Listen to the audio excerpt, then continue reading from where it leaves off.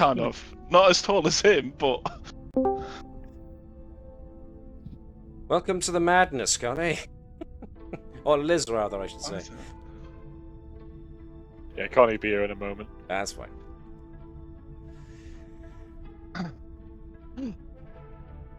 Good lord. I don't know whether to. I don't know whether to do my joke with with Liz in the room. Now you have to. Well, the expectant silence there, I think, says it all, really, doesn't it? Liz, Yes. can I ask you a question? Kind of a serious one. Okay. What's it like being a South Canadian? I'm just going to duck behind the table right here, if you don't mind.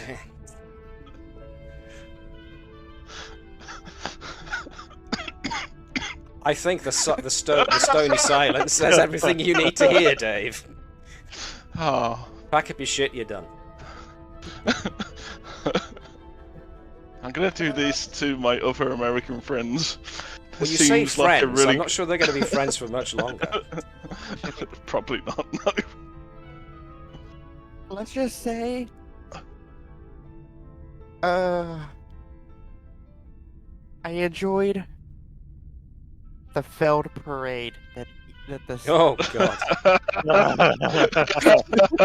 Everybody knows what you're talking about there from the chuckles. That was so funny. So did we. So did we. You know it's bad when you can hear the treads of a World War II air tank. Squeak. Perfectly honest, the worst. I know you're part of the military, Liz, aren't you? Or you... That's a complicated question there. I know it's a complicated question, but what I didn't get was the fact that some of them couldn't march in step. Oh, that's weaponized. I was going to say malicious compliance. Yeah. I'll do it, but I don't have to do it right. That literally what it was. There was a. Thank God, because I was going to say I was part of Air Cadets over here, and I learned how to march when I was 13 years old. You know, I could properly march by the time I was 13 and a half, 14. Like, you know, I did when I did my first ever what was it? VE Day parade. Yep. In the little town I live in, used to live in. You know, at 13, 14, I knew what I was doing. You know, well, it looked amazing. So did they, apparently, when they marched for Mr. You know who. Oh dear, I slipped. It was either they were doing an act of protest and not doing it right, or the person in charge of the formation said route step, which is basically just walk one formation. Yeah. We literally have our own command to just walk in formation. It's called the route step march, and it's just normal walk, strolling downtown. But with a swagger. Add a swagger. A little bit of swagger. Are we live yet? Yes, actually. Oh.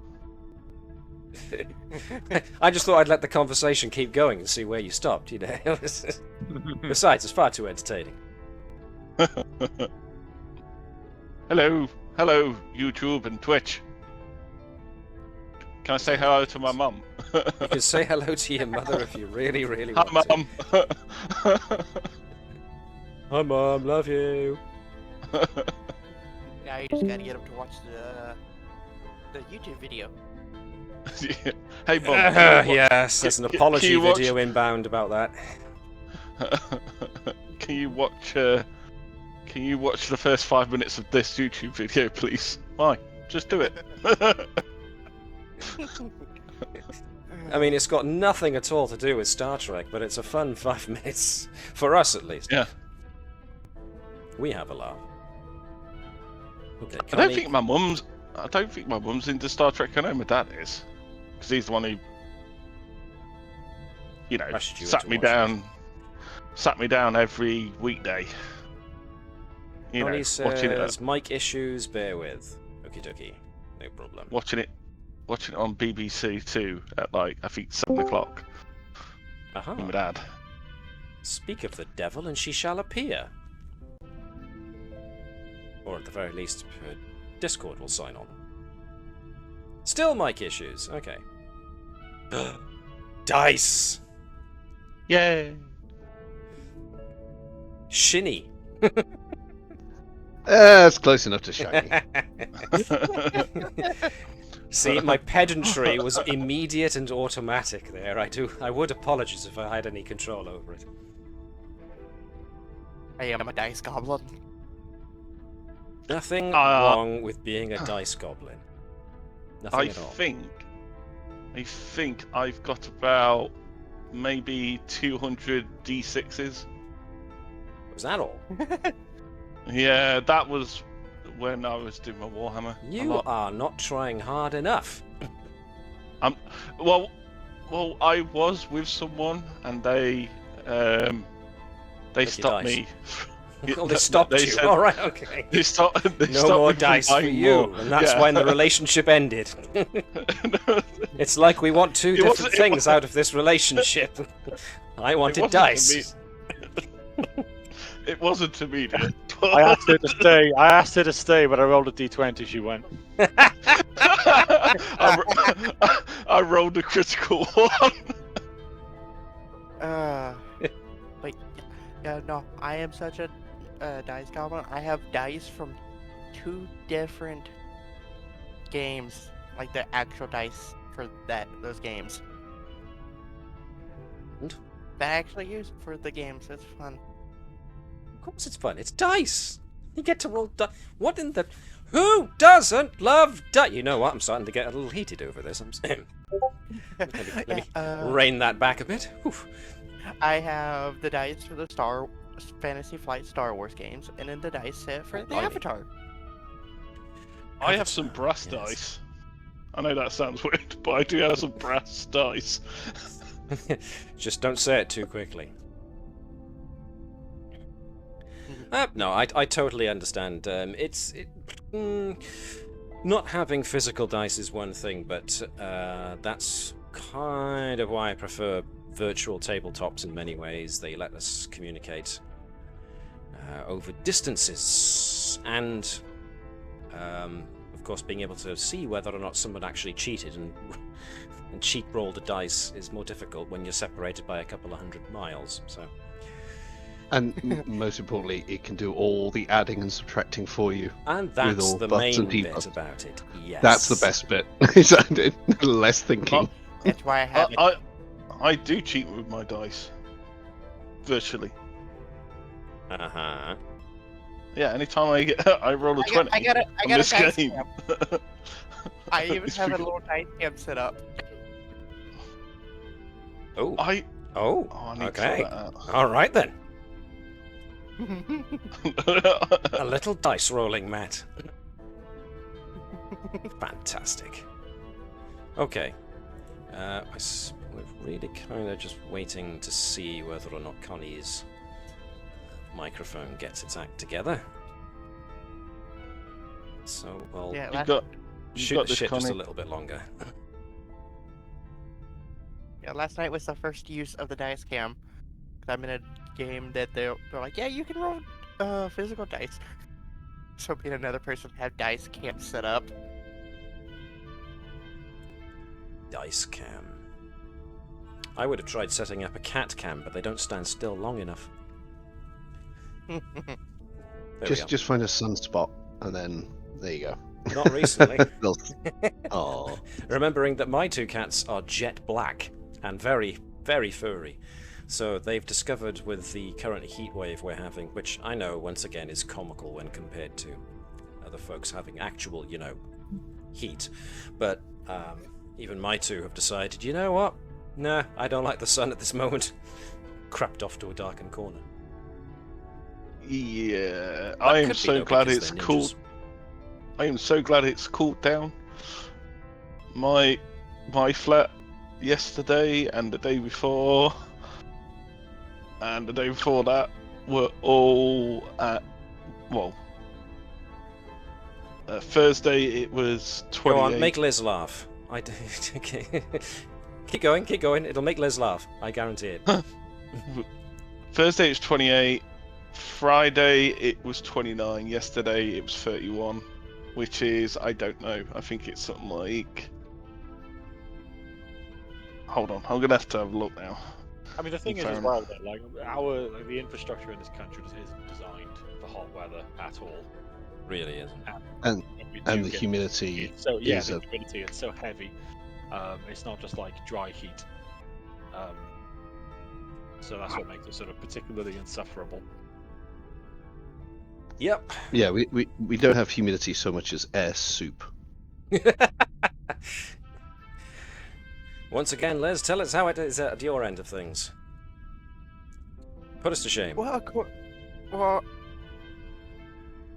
see, we're sitting at a nice, lovely. Let me make sure I'm.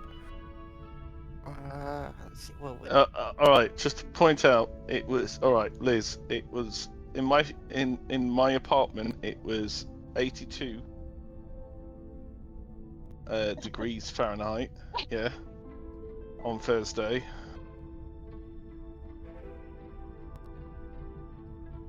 Liz's silence speaks like and. 84 on Friday. And 87 on yesterday. Well, let's just. That's a heat wave for us, by the way. Break it to him gently, Liz. Right now, at about 9 in the morning, it's a nice crisp 26 degrees Celsius.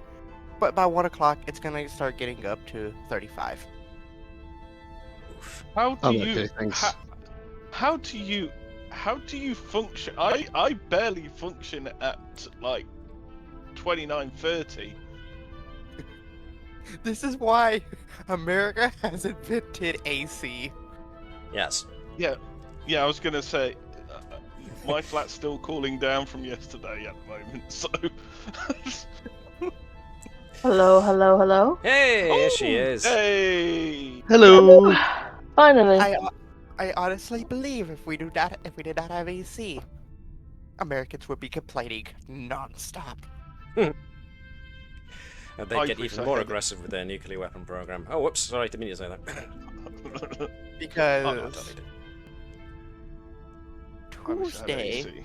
Tuesday, Tuesday, the max will be 101 degrees Fahrenheit or 38.3 degrees Celsius. Yikes! No, thank you. That's above the boiling temperature of blood. Right, that's a nightmare I didn't want to consider. So, whoops. Okay. Woof. I'm not even in the furthest south you can be. I saw an article that we could be heading for a like 40, 39, 38 heat wave at some point soon.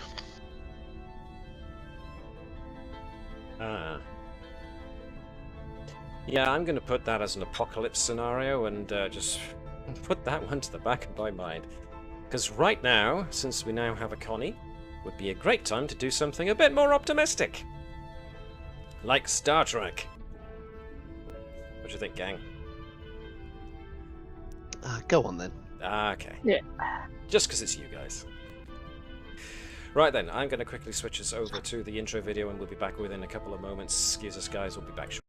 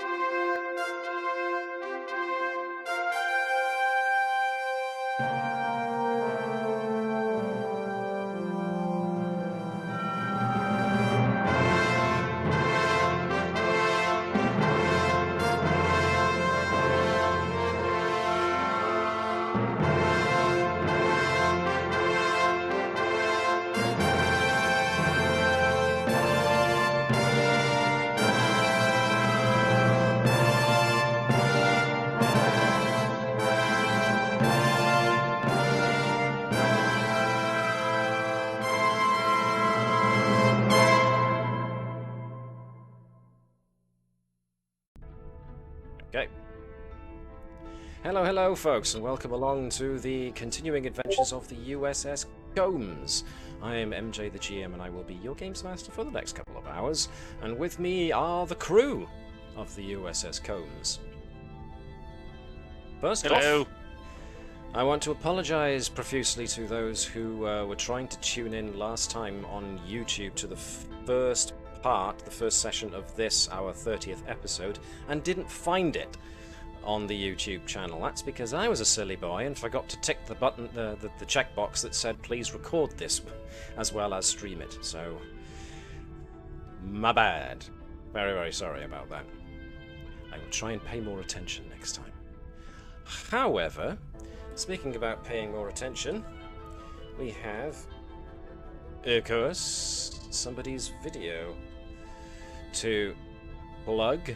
There it is. You know, how's it coming along, Chris? It is coming along. I've actually doubled the length of the video in the last 2 weeks. Nice. Now that I've stopped, do editing for work, I'm editing for myself again. So yeah, Phoenix Wright's coming along. I'm gonna say it's around about halfway done. But as I say, most of that was done in the last 2 weeks. So it's coming, and it's coming soon. Stay tuned. There are a lot more Phoenix Wright games than I realised. I was guilty of underestimating exactly how popular the franchise was. I think it's 10, to be fair. Original trilogy, second trilogy, 2 sort of Victorian era spin-offs, and then 2 Edgeworth Investigate spin-offs. Yeah, 10. Dang. Take me a while to get through them all. But I'm just doing the first one for this video, thankfully. Blimey. Well, there you are, folks. The Utter Crisp right there on your screens. You know where to go. Let's crack on. Okay, feels like it's been a while. Lots happened in the last couple of weeks, so that seems like we are needing a bit of a summary. So, let's go through this as quick as I can.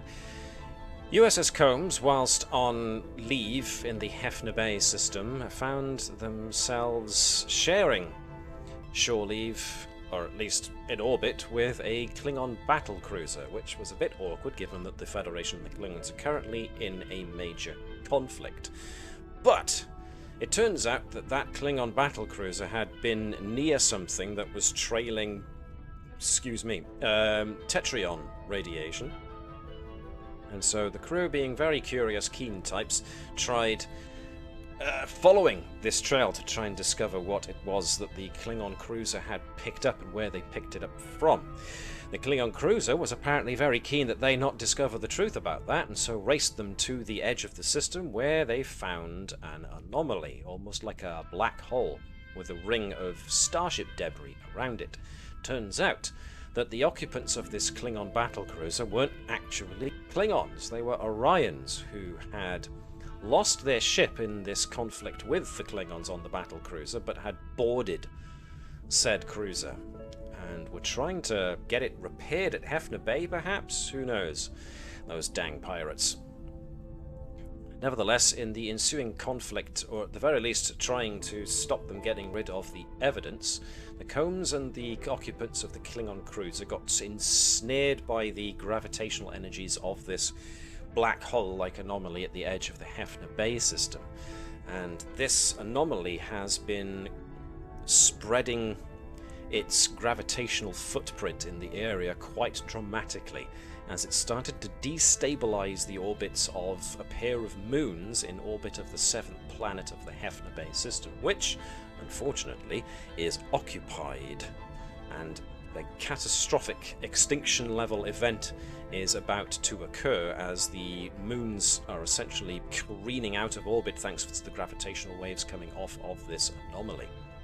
Trying to stop it, however, has been somewhat difficult for the Combs and her crew because they were sucked into the anomaly and have found themselves on the other side of it, trapped in some weird, mostly black layer of subspace. However, itinerant to all of that is the fact that folks have also been experiencing weird blips going on. Pieces of equipment being replaced or going missing or going moved. I'll use it. People seeing apparitions in their vision, but never quite resolving as to what they are. People playing out points on either their past or maybe also their future. And throughout it all, there was also this alien entity that popped up on the bridge. A floating head with eyes up top and eyes down below. Apparently calls itself a member of a race known as the Gi-Chu-Ni. It has allowed you guys to call it Chu for short, but as a representative of its race, they don't have singular identities. They consider themselves all to be not necessarily one entity, but a shared identity. And it's just been observing you guys as you have been busy running around trying to solve all the nearly catastrophic damage that this anomaly has been wreaking on your ship. To date, you've managed to do pretty well with repairing the vast majority of the damage. You've still got structural breaches here and there. The engines aren't operating at their best. But for the most part, your ship is alright, still functional at the moment. The problem you've got, of course, is you're on the opposite side of essentially something akin to a black hole, and on the other side, Hefner Bay VII, the 7th planet, is currently in a bit of a crisis. And whilst you were all trying to figure out what you could possibly do to alleviate the situation, that's when the entity known as Chu spoke up and said that apparently they can help you. So, before I continue on with what we found, does anybody have anything that they think I missed? A question that they have about what I just summarized?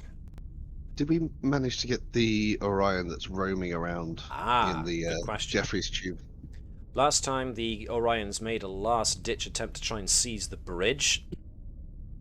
Thankfully, you had help from some of the Klingons that you had rescued from their ship. And no, he sacrificed his underlings so that he could get away. So that one is still presently aboard ship somewhere, but he is probably running and hiding at this moment in time. The name of the individual being Captain... Ooh, his name has gone out of my brain. Uldar Vess. Somewhat young-looking Orion who tried holding Dr. Sott and the medical staff hostage at one point, but that didn't exactly work out for him as a strategy. So he is still loose, but he's on his own now compared to when you had a bunch of Orions running about. Anybody else with any questions they could think of? Things I might have missed?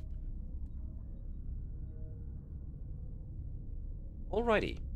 So, we are going to move ourselves up to Deck 1 momentarily, where after Chu has declared that it might be able to help you, the situation with securing your Orion prisoners is currently resolved. They've all been moved off to the brig, which is a bit full at the moment. Mostly with Orions. The Klingons have not gone back to their damaged cruiser as of yet. They're still aboard your ship. As a result, their captain, Captain Cannock, yes indeed, is staying with you for this briefing that is moving into the briefing room. So Captain Sobek and yourselves as his senior bridge officers, plus his chief of security and chief tactical officer, Lieutenant Garrow, his first officer, Lieutenant Commander Lian Zhang, we're all going into the conference room on Deck 1 to hear what exactly Chu is all about when it says it could help you. So, to Deck 1. So, whilst the main command crew have moved into the conference room over yonder way, several folks are filling in the roles whilst the senior crew are otherwise occupied. So folks should find themselves in the conference room, sitting around the conference table. When you left the bridge and entered into the conference room, Chew was just there when you got there. And so, here is where we find ourselves.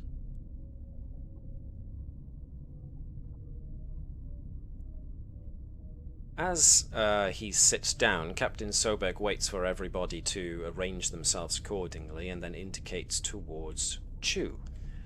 You said you could help us. Please elaborate.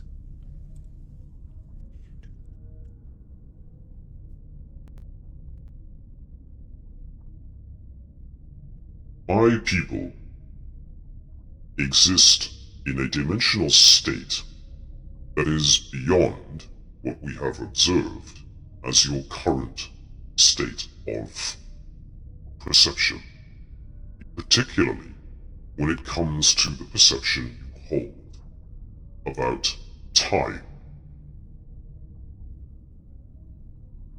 Before I go on, is everybody making that out okay? Yep. Yeah. Some people I know it has come through a bit distorted, so as long as that's coming through okay, that's great. The Gichu Ni exist in a continuum that has a non-linear time element to it, meaning the inhabitants of this dimension exist either in all times simultaneously, or in no time period at all. Time-related concepts and words such as beginning, middle, end, now, later, and so on, they have very little meaning to us. We understand what the words mean, or at least what they mean to you, but we do not hold ourselves to that sort of linear thinking.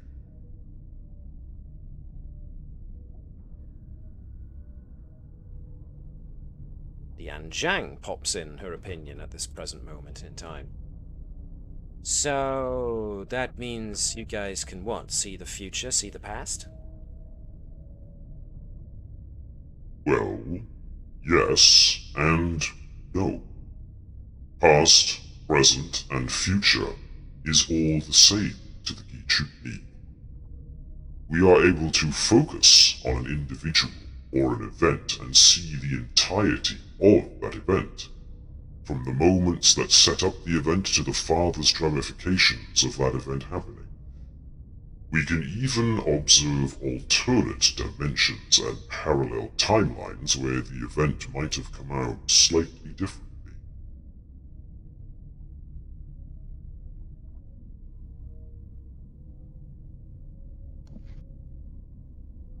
And how exactly, says Captain Sobek, does that assist us?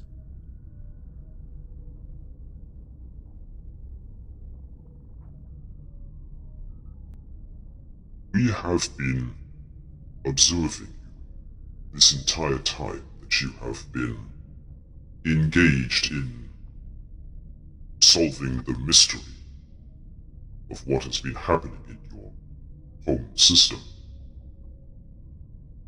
If this is indeed your home system.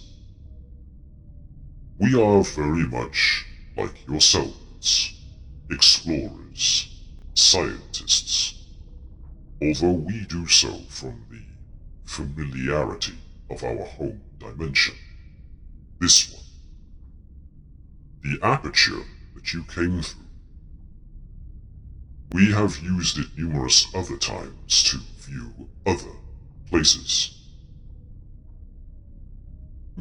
We were observing a conflict between two vessels, the ones that you have designated as the Orions and the Klingons. Supposing that this was just another example of a people still too buried within primitive territorial disputes to be worth much investigation, we were ready to move on. However, your presence changed that. Rather than engaging in battle, you engaged in investigation. You intrigue us. And so, we have been testing, seeing if your ability to comprehend things beyond your current state of understanding would allow you to comprehend us. So far, you have been very interesting. But we wonder if you are fully ready for what comes next. Dave, you're going to say something? Yeah, Tavish just kind of looks over at the being and just goes, "Are you telling us that all of this is just some experiment to you?" No. We have been observing your response to what has been occurring to you, certainly. You also said this was a test. Yes. In a manner in which you yourselves are very familiar with, we do believe. We know that you beholden yourselves to a guideline. According to what we have managed to glean, you call it the Prime Directive. We ourselves are beholden to a similar ideal. Then, can I ask you this question? If you have a similar ideal, then why are you getting involved, and why,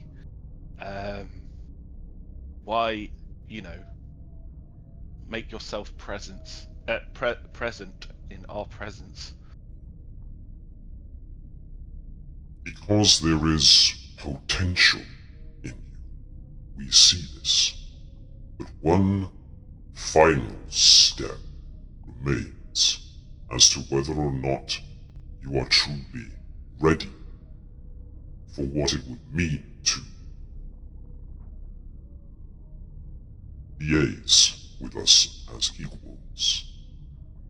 Understand, we mean no offense by this, but to be able to truly comprehend the Keyhole and our existence, your current humanoid understanding of your place in space and time is such that you would be limited in your capabilities of corresponding with us. Indeed, it is proven difficult for us to. And once again, we apologize for how this may come off, but we are being forced to. Your expression is dumb down our method of communication in order to have this conversation.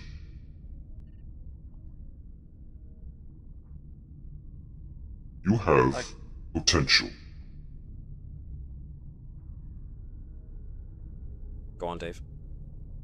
All I was going to say, I get that.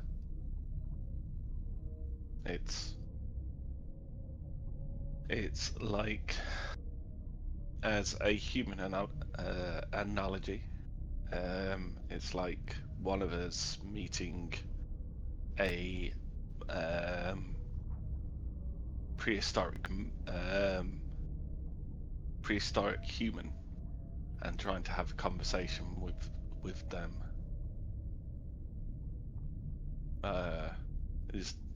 That's what you're saying, isn't it? Yes. The creature just seems to offer no response as its response. Captain Cannock, however, you can hear the creaking of leather gloves as his fists tighten. Is this creature honestly saying that it sees us as nothing but barbaric primitives? Yes.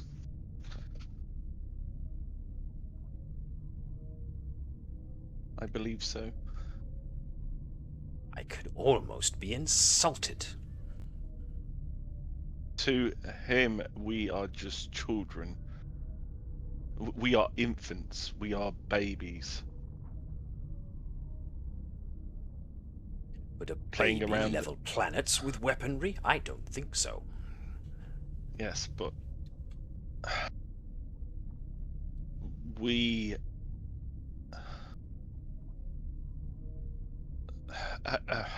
as I'm going to say this again, we are babies playing in the mud. How we comprehend comprehend our universe is nothing, and it is nothing compared to how they see it, which is, more than likely, from what he was saying, massively ahead of what we understand it as. Captain Sobek jumps in, unless somebody else has got something they want to add. Nope, okay. Sobek jumps in. If this is the case, then what is it that you think you can offer us as aid if you are bound by a code of non-interference?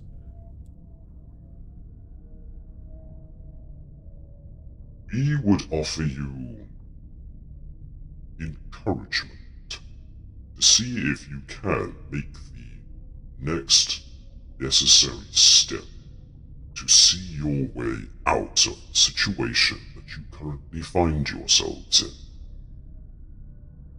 We, with our ability to see all points in time, have already gleaned whether or not you have done this. But we would like to see you actually achieve it, if you can, in this moment. There is a way out, and you have already potentially gleaned its nature. You have just not applied yourselves to it yet. During all of this, you have been focusing very much on what is in front of you. And when what was in front of you changed, your perspectives, your priorities changed. So you have forgotten. Think back to the first things that you noticed that drew your curiosity. What was it that brought you here?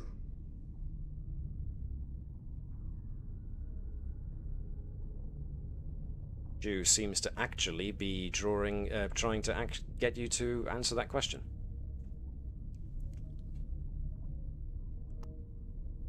The source of the tachyon particles. Tetron, sorry. Indeed.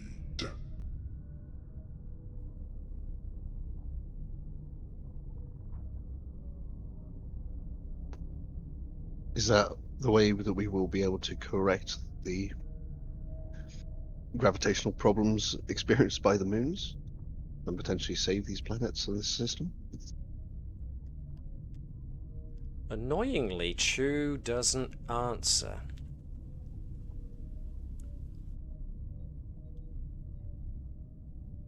Sobek looks over at Flask at that. Perhaps the lack of answer is the answer. What do we know about tetryon particles? They are almost always encountered as a result of rifts in subspace. They have a random... Ooh, Matt's brain has faltered. What was it that they have a random... Is it random frequency, random notation? I'm going to have to use memory alpha. Tetrion's subatomic particle that can only exist in subspace environments. They are highly energetic and unstable.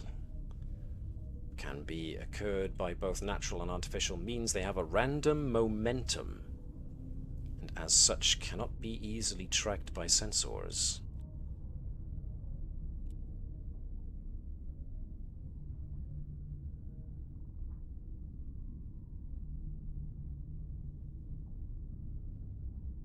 Perhaps Chu is correct, states Captain Sobek. We have been so preoccupied with answering several questions, one after the other. The first was, naturally, why was a Klingon battlecruiser trailing Tetrion radiation and small gravitational particles? Which then became the question of, why is the Klingon battlecruiser firing on the debris ring around the anomaly? Which then became a question of, how do we free ourselves from the gravitational grip of the anomaly, which has now become, how do we get ourselves out from the other side of the anomaly?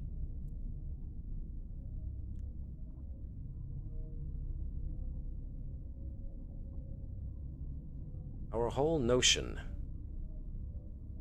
about how we view, I suppose, reality, at least in regards to time, is being put into question.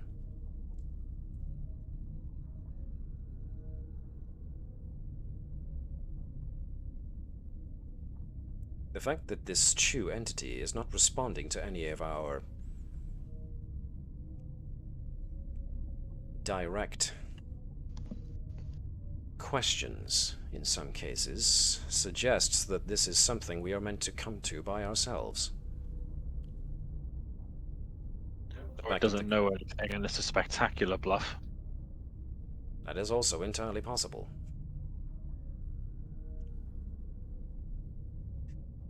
We know for a fact that our ship is badly damaged, and another attempt to pass physically through the anomaly will more than likely result in catastrophic damage, which means that the combs will not survive the transition back into our own layer of subspace. And yet, it has been postulated by Chu here that the answer to our predicament is available to us. It merely requires that we think beyond what it is we believe we know. And I try and give a suggestion. Of course. And I know this is a bit out there, but you're asking us to think outside the box. Is there any way we can coat ourselves with Tachyon? Is it Tachyon? It was Tetrions, you were right the first time. Tachyon particles. As in the ship. You are the engineer, but there was also a science officer here.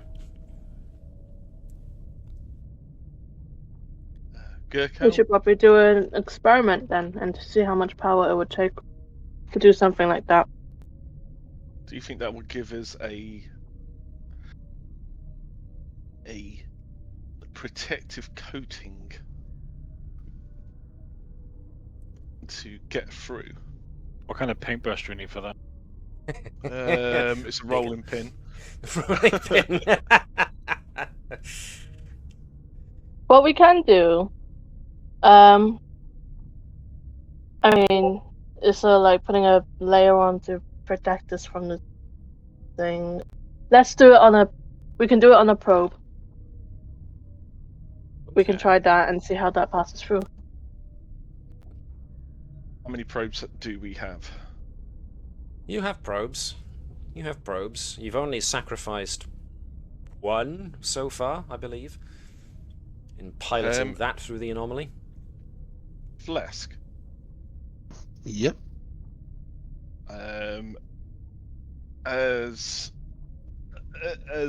you know, the second best engineer on the combs.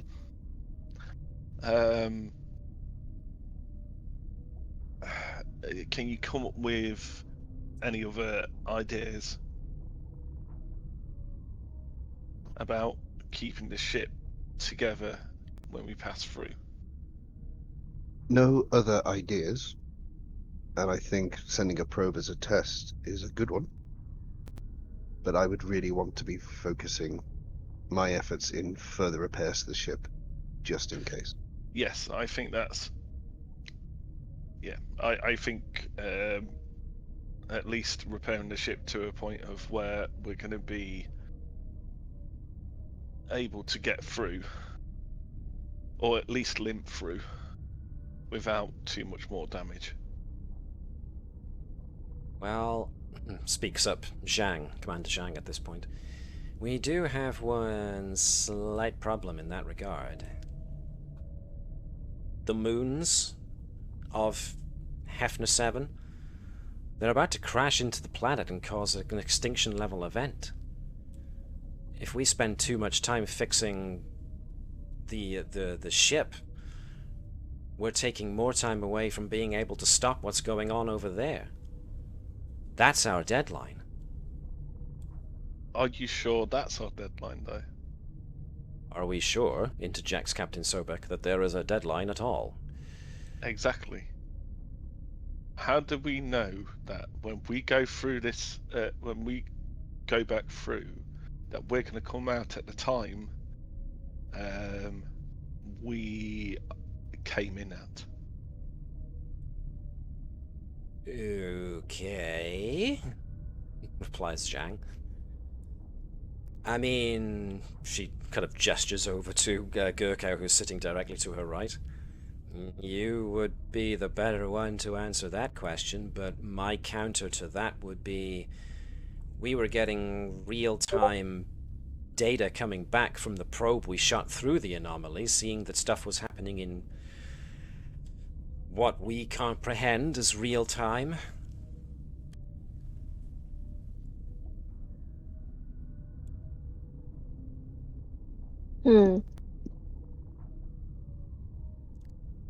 Let's just do it. Hold on. Have we got data on the tachyon particles which the Klingon vessel had? You do. When we first encountered them? Yes. Do you think we can use that data to try and get those tetrion particles, not tachyon, tetrion particles, and see if that changes it? Sting. Sorry, if I am, I am just trying to think outside the box. I'm not. None of what I'm saying is making any sense at all. But if we don't think, Commander, I appreciate what it is you're trying to say, and I get it, and I believe that is partly the point. Our very notions are being about what we know and what we believe possible are being challenged here. It is entirely possible that this is the conversation we are meant to be having at this point in time. You do make for an interesting notion, however. Gleaning a difference between the tetrion particles that we encountered at first compared to the ones that are being emitted now.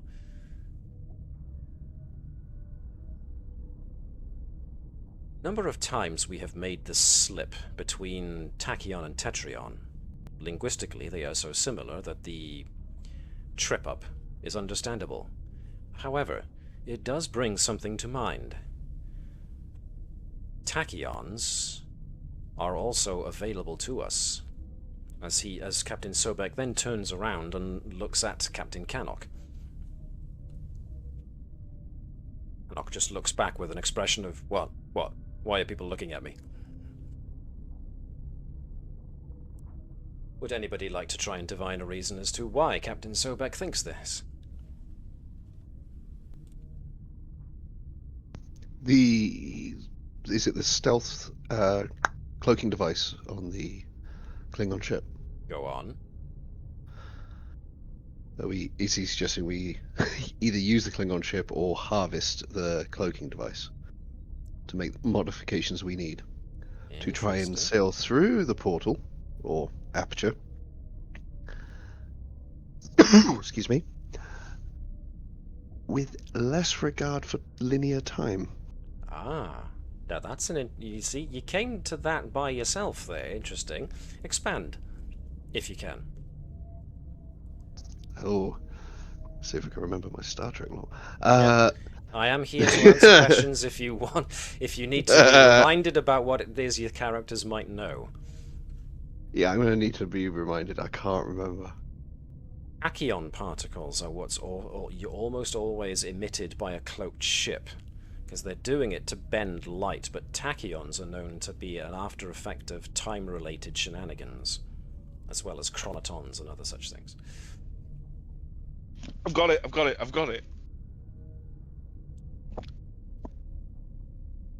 If we use the cloaking device, yeah, and it bends light particles, yeah, if we can, instead of it emitting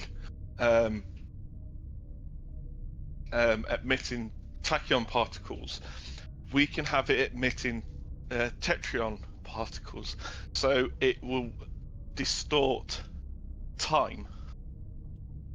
So we can bend it, hopefully, to our will, so we can come out at a point where the two moons are not going into an extinction period. Interesting. And if we're using the cloaking device for not cloaking visibility, we're technically not breaking, or is it the Treaty of Treaty of Algernon? Yep. That's it. Even though we're using a cloaking device, we're not using it to cloak the ship. Captain Cannock does actually pipe up at this point and say, technically it wouldn't be breaching any kind of treaty if we were to loan you the use of our cloaking device. Seeing as our ship is badly damaged, it would make sense for us to all escape on the same vessel. To take something useful from our ship and ingratiate it into yours in order to see fit this escape would be within the bounds of negotiation, I would think.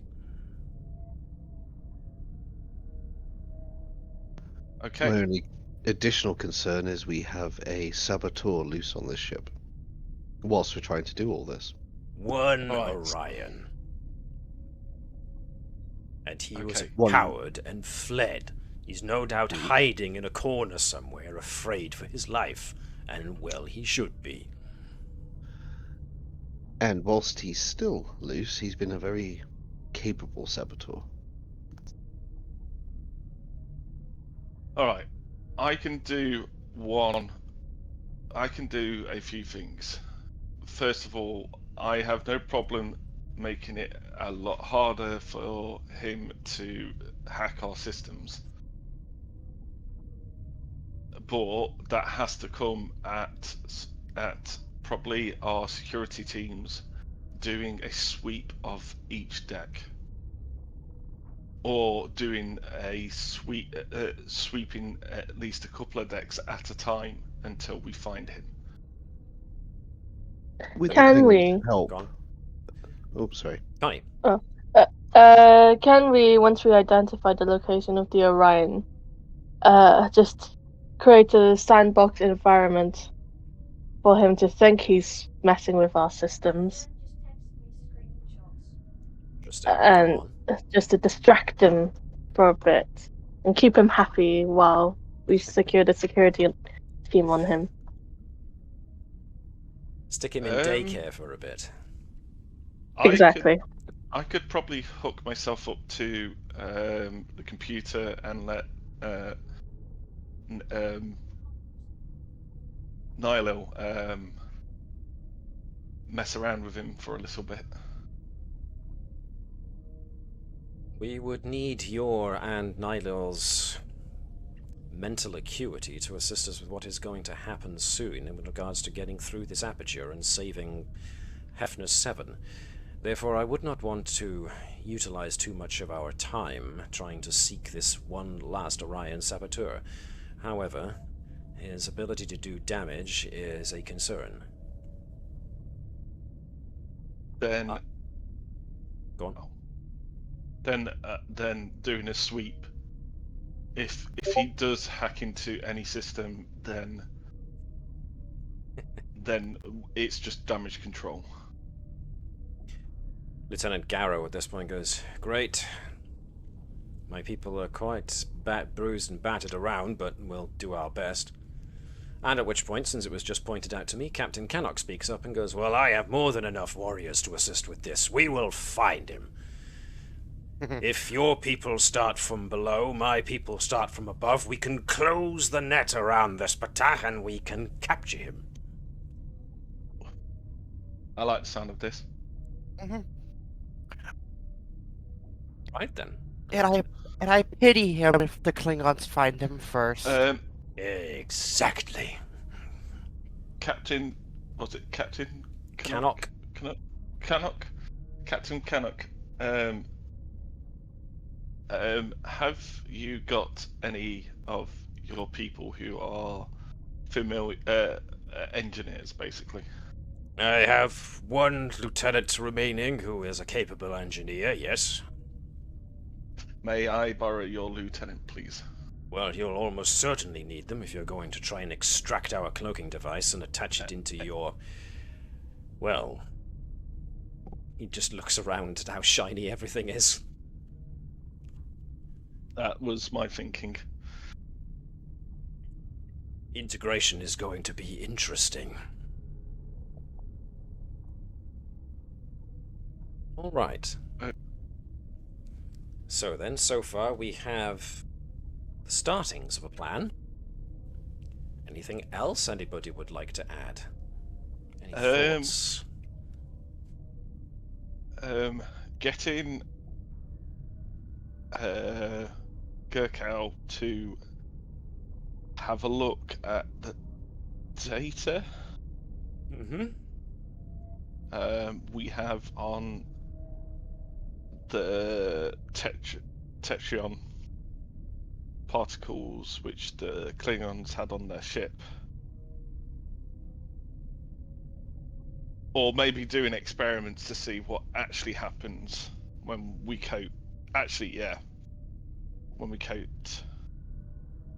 Coat a probe in Tetrions. Okay. Yes. Alrighty.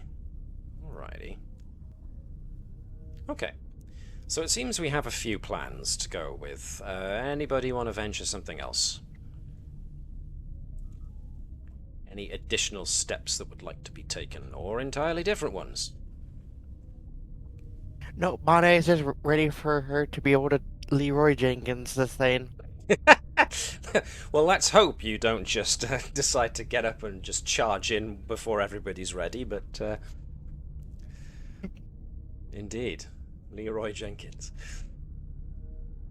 You know, I was yesterday years old when I discovered that whole thing was contrived. I was very disappointed when I discovered. Oh, really? Yeah, apparently it was a complete fake.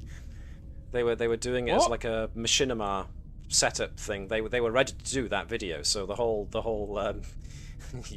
you asshole Jenkins going before everybody's ready was a setup from the start. No. I know, it shattered my whole belief system right then and there. I don't know what's real anymore. And if anybody else is watching this and now feels their concept of who they are and what they are completely thrown apart by this, I was right there with you when I first learned this. I'm named one of my LARP characters Leroy. Yeah, well, it was now named after a lie. Oh God. I don't know what's real anymore. Okay, yeah. Which, considering the circumstances your characters now find themselves in, is probably quite apt. as it turns out. Alright then, so, folks want to lead themselves out of their conference room. It seems like we have the beginnings of a plan. So, Captain Cannock will be stood slightly behind and above Captain Sobek and Commander Zhang. So, we've got security teams that are going to be assisted by the Klingons to help sweep for your one Orion intruder remaining. That's great. No doubt they will do a bang-up job. Or at the very least, you've now got the numbers by which these this intruder could more than likely be corralled. Let me think. Shonk. And operations officer goes by there. Shonk. Okay. Groovy. I just put a GIF. I just put a GIF in the wrong on the wrong Discord server. Which one? The wibbly wobbly timey wimey one, or? Because we are going a bit wibbly wobbly and more than a little timey wimey at the moment, so. Which would be our other cross-franchise reference of the afternoon.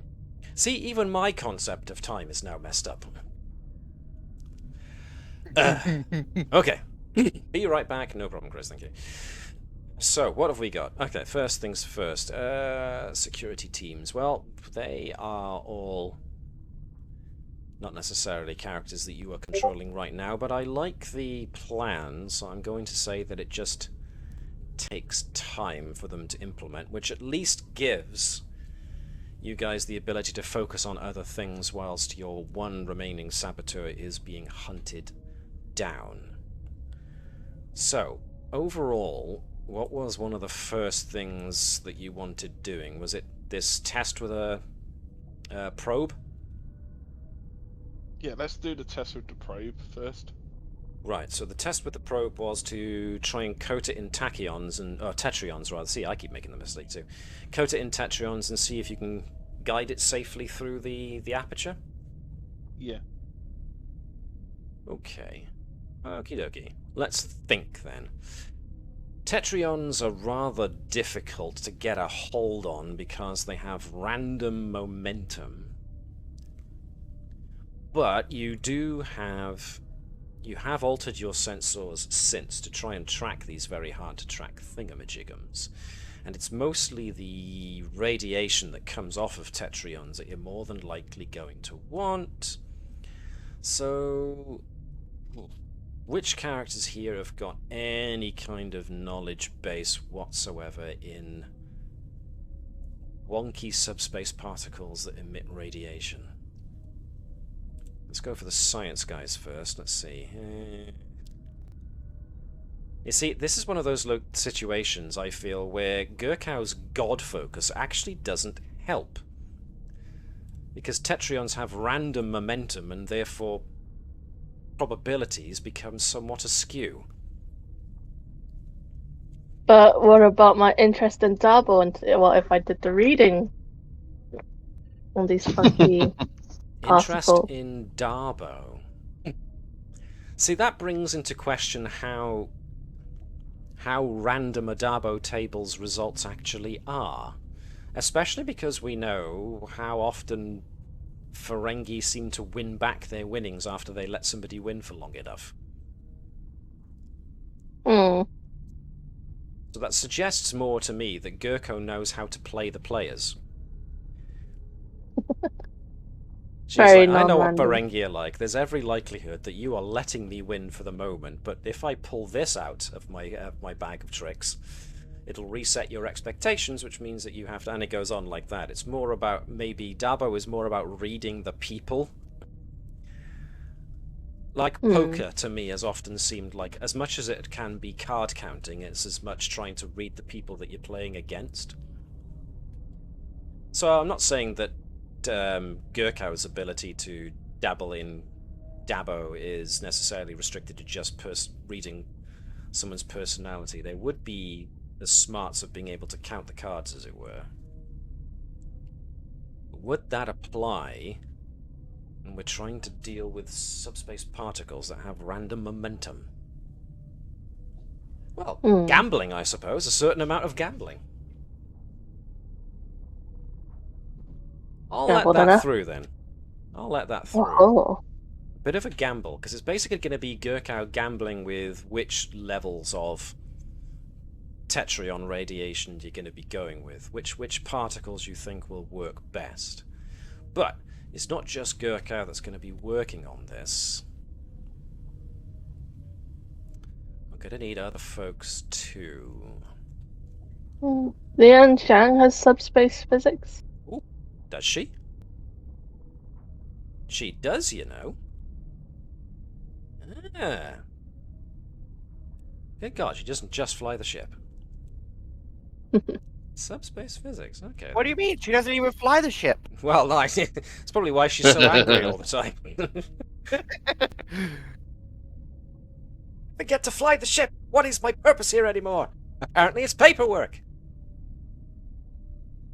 Which was a rant I think I already did with her that one time, so...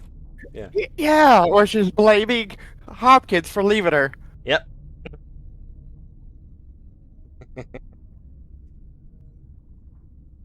Okay.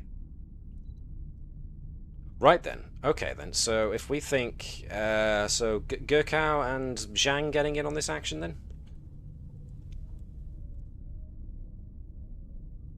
I think so.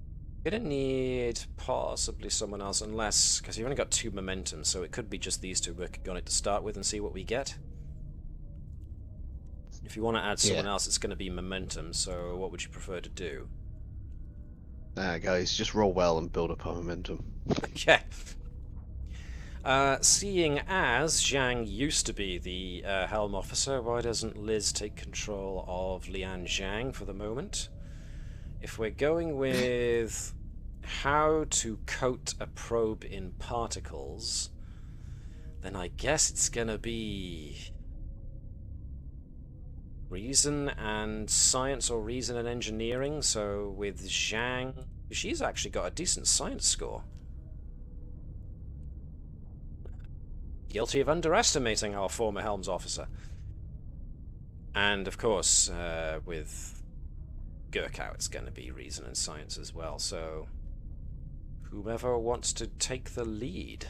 It would make sense for Gurkau to do it. Zhang gets 1 success. Cools. Gurkau. 2 dice for this. Ooh, pretty in pink. 1 success. 2 successes overall. Alrighty. Okay. So we have tentatively coated a probe in Tetryon radiation, utilizing some particles that we were able to capture, at least knowledge of, previously.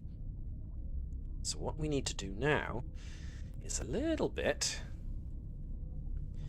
of, well, trickery. Let's see, who have we got left? Tavish or Flask? Currently have our Dr. Sot elsewhere. So who fancies trying to pilot or guide a probe?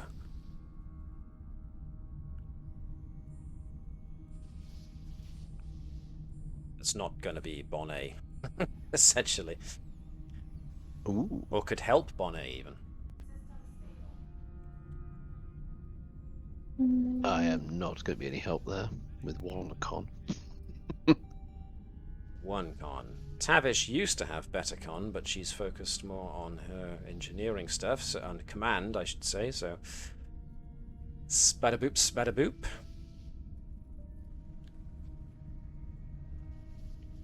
Alright then, Bonnet, it looks like it's down to you.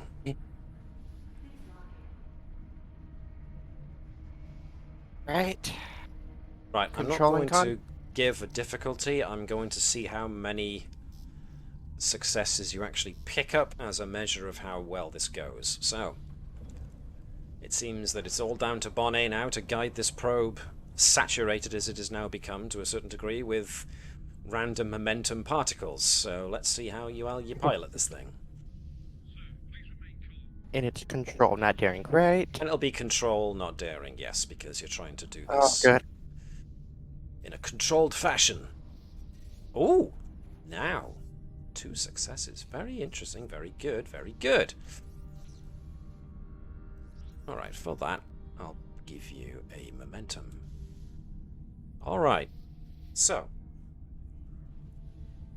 Gurkow and the engineering team work together in order to postulate how to tag coat a probe with Tetrion particles, and then of course you fired it off, and it was down to your Chief Helm Officer to try and guide the thing. What Bonnet found whilst guiding this probe was that the probe would sometimes get slowed down, so its amount of velocity would start to decrease irrespective of the engine output being the same amount. Then all of a sudden it would jerk off and fly. Sorry, I shouldn't have said that. It would jerk suddenly forwards and fly faster than it was initially, even once again the same amount of propulsion was being applied. It would seem to accelerate and decelerate seemingly at random. Certain systems, guidance systems mostly on board of the probe, would start to fail all of a sudden, and so Bonnet would need to compensate for them. So the probe eventually managed to hit the aperture, but hit it in such a way that it caught too many excuse me, gravitational waves coming off of it and spun out and got destroyed. So it seems your main problem with coating anything going towards the aperture was that the random momentum of Tetrion particles would cause random accelerations, decelerations, and changing of momentum on the actual whatever it was coated on. So now you have an idea, at least, of a potential problem that you would need to overcome.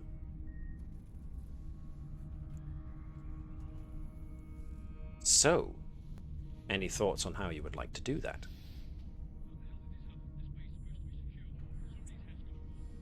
Essentially, now, what this is now totally down to you guys to develop an answer.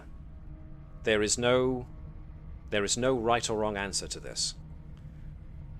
And that's probably what Chu is driving at. Sorry, what was that? I said, I'm sure we can find the wrong answer. Give us a Well, moment. yes. that's kind of what the dice are also for. But what I'm saying is there's no pre-written answer in this pre-written adventure for how you do this. So this is now totally up to your creativity to divine a trek method of achieving what you want to achieve. It's down to me to interpolate the results, of course. But this is it. This is the test, perhaps. This is your creativity with pushing the boundaries of what you believe you know and can do. So, with this data in hand, what would you like to do?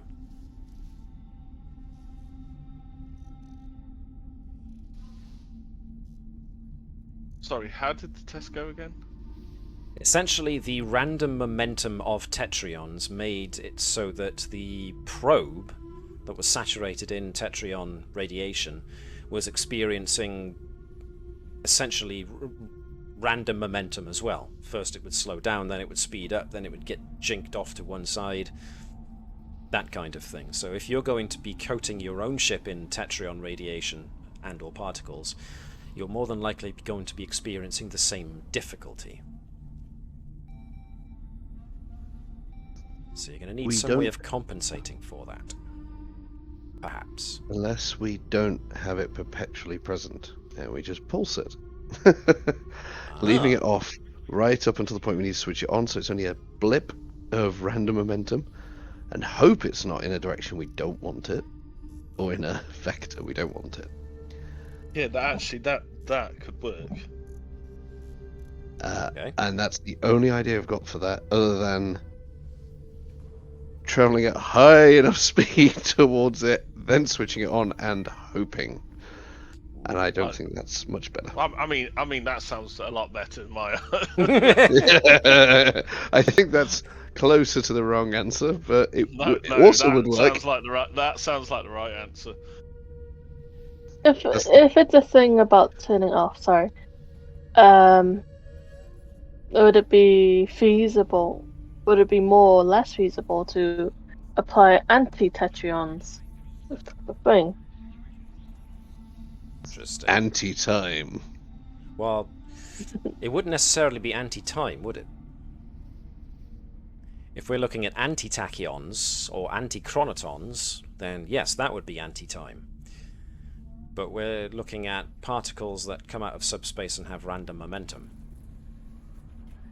That does actually introduce another consideration that's just popped into my head now. Dr. Sott, as the medical professional, is not entirely certain he'd be comfortable with the idea of saturating the entire ship in a radiation. Oh, Just the outside. Oh no! Won't be my first choice. I've got. All right. So, how about this? Yeah. We don't coat the ship, but how about we use our if we can kind of guesstimate. I don't know. I'm saying guesstimate. I'm sorry. Guesstimate which tetrion. Which tetrions are going to pull us? Yeah. Can we use our educated wish? There you go. Thank you. Can we use the what's it called? The beam we grab onto people with. I can't remember what it's called now. The tracked beam. And instead of bringing it towards us, we use it as like, I don't know, like a rope, you know, like swinging from, swinging from particle to particle. Oh, hello. This is getting interesting now. That's like the Futurama drive, whereby it doesn't move the ship; it moves the universe around it. All right, I wasn't, I didn't think of that, but I was just thinking, you know, just kind of swinging the ship from particle to particle, you know. So if I'm grabbing what you're hinting at here, then the logical extrapolation from this, and I sound like Captain Sobek here, would be you're looking for the particles with the amount of momentum that you would need to latch onto and follow. So you're looking for specific particles that have the momentum in the direction that you want to go in. Yes.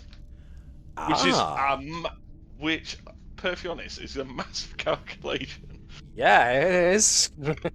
Especially because their momentum is random, so it would be snatching onto it within fractions of a second before it changes. So if we're going to do this, yeah, unfortunately, if we're going to do that part of it, yeah, then I think we should use the and I'm sorry, Bonnet and Gurkow. I think we should get all three of us all hooked up together again. It's fine. All you're doing is you're helping Bonnet Make figure the ship out more move faster. Because Gurkow knows what these particles are and how they work and stuff. Her split second kind of, that's it, giving it to like Tavish and Bonnet.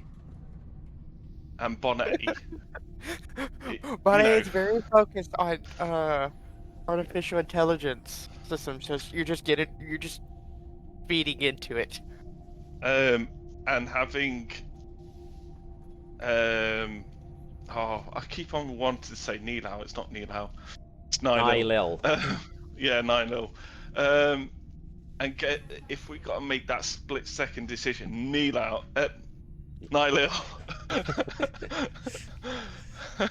I don't know what it is for me today. Nilil can make that split-second decision. Ah. As soon as it's identified, to give that instruction to Bonnet. Well, instruction to Tavish to get hit the tractor beam, and for Bonnet to go, that way. Interesting. And because you're all hooked up mentally, this decision-making process happens with the speed of thought. Exactly. And hopefully there's not much of a time skip. Yes, quite. So, as long as the cloaking, time-phasing ship needs a Borg-style height, well, yes, we're just piling on lots of rather worrying things. Now, you were looking to utilize potentially the Klingon's cloaking device because that emits non-standard particles. Yes. Do you still want to use it in that case?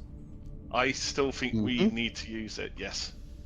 Okay. I think if we want to come out at a specific point time. of time. Ooh, yes, that's right. You did say that. Now, that's interesting because now not only are you monkeying with trying to utilize random particles as random momentum to essentially relay your ship forward towards a specific point in space, you're also going to try and utilize tachyons to hit a specific time. Oh, this is getting so interesting. Ooh. This is a lot of modifications going to need to happen, and a lot of very quick decisions and almost instinctive science is going to need to happen here, which is very interesting. First of all, let's get that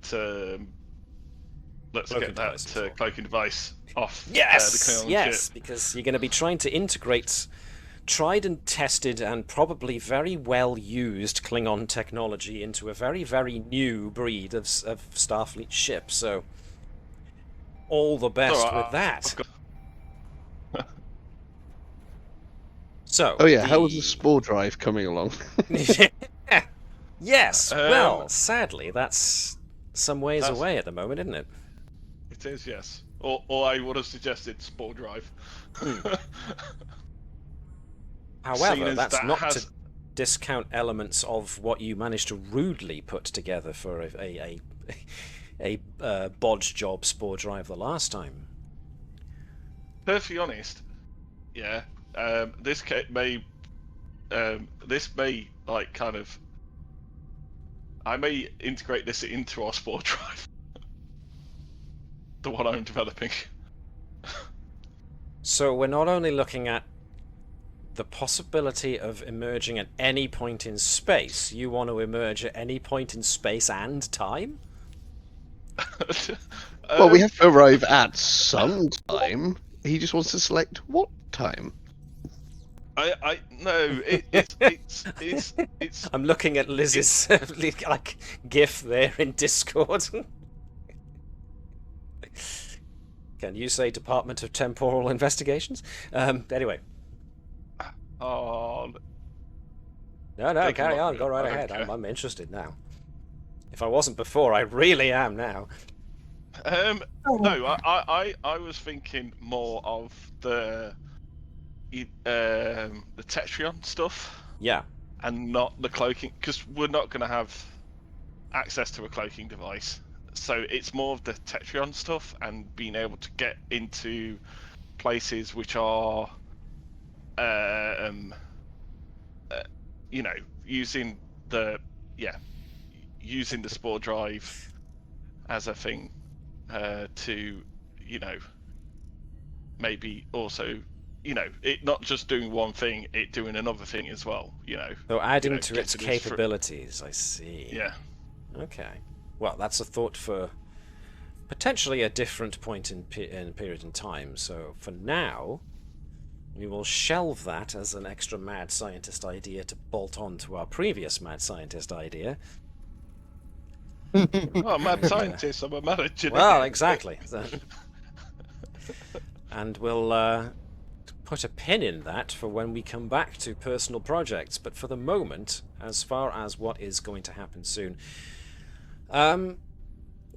yeah, Dr. Stott, from a medical standpoint, what you're hearing is the plan so far is to start applying potential speeds utilizing radiation that is dodgy at best, and then mucking around with coming out at period in time as well. So we're looking at velocities and things that historically don't always mean good things for biology if they go wrong. So, any thoughts? Roll a 20. Yeah, everyone get your Legions of Honor ready. Well, that's a good question. Who has Legions of Honor remaining? Maybe this is a good time to take stock of what you got left. A bit spent. I don't have a Legion of Honor. Oh dear. Wait. I got one. Ah. I am letting you know now. If I roll a 20 and it's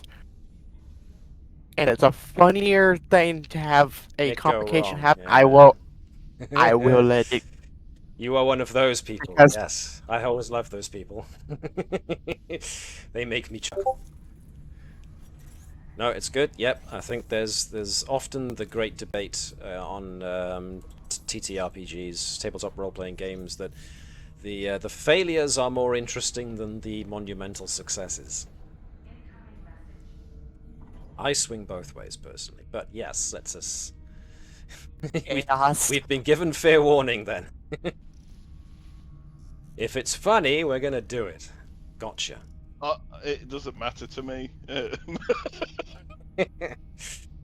much I've gathered. Okay. Alright then, folks. Happens. First thing we're going to need to do is to extract and bolt on a Klingon cloaking device. So I'm going to say this is going to be... extracting the Klingon device is going to be a no-brainer. I won't require any kind of roll for that unless you want to use the opportunity to build up some momentum for the pool. I leave it to you. We should do that. You want some extra... try and get some extra momentum? I think so. Okay. Let's think then. This is probably going to be an engineering jobby.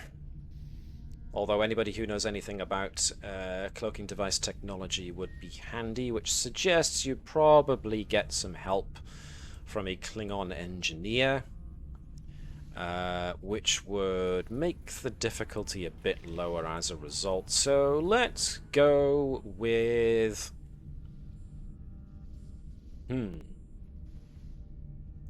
This is going to be careful, so we're going to go with control and engineering for this. Anybody who wants to assist with maybe something like control and science is possible. The focuses that we're looking for is essentially anything to do with cloaking technology or that kind of advanced tech, which I'm not sure anybody here has really got. It doesn't count as experimental technology because it's an established technology. So This is probably going to be on talent alone, but I am going to make the difficulty 1. Because unplugging a thing is easy enough. So whoever would fancy an attempt at unplugging the Klingon's cloaking device from their ship is free to do so. What is it? Control and engineering? It's going to be control and engineering more than likely, yes. It's essentially looking at who's best at, who's got the steadiest hands at unplugging power cables and such like. I'll give it a go. Alrighty. Like I said, I've made difficulty 1 because you will be getting assistance from the Klingons.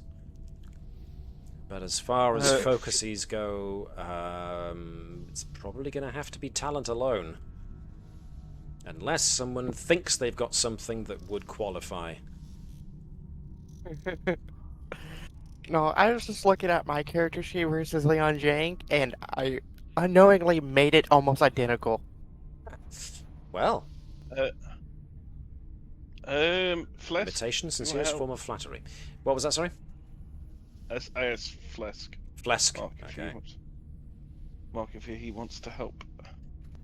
Yeah, sure, I can help. Flesk to help. Alrighty. We've got a total of 3 parent figure, so we can save Legion of Honor for later. Okay. The Klingon will not be rolling. She is essentially creating the advantage, which lowers the difficulty to 1, so... Alright. Whoever wants to roll 2 dice can roll 2 dice. The other rolls 1 for assisting, and we will go from there. Go on, Dave. It's close!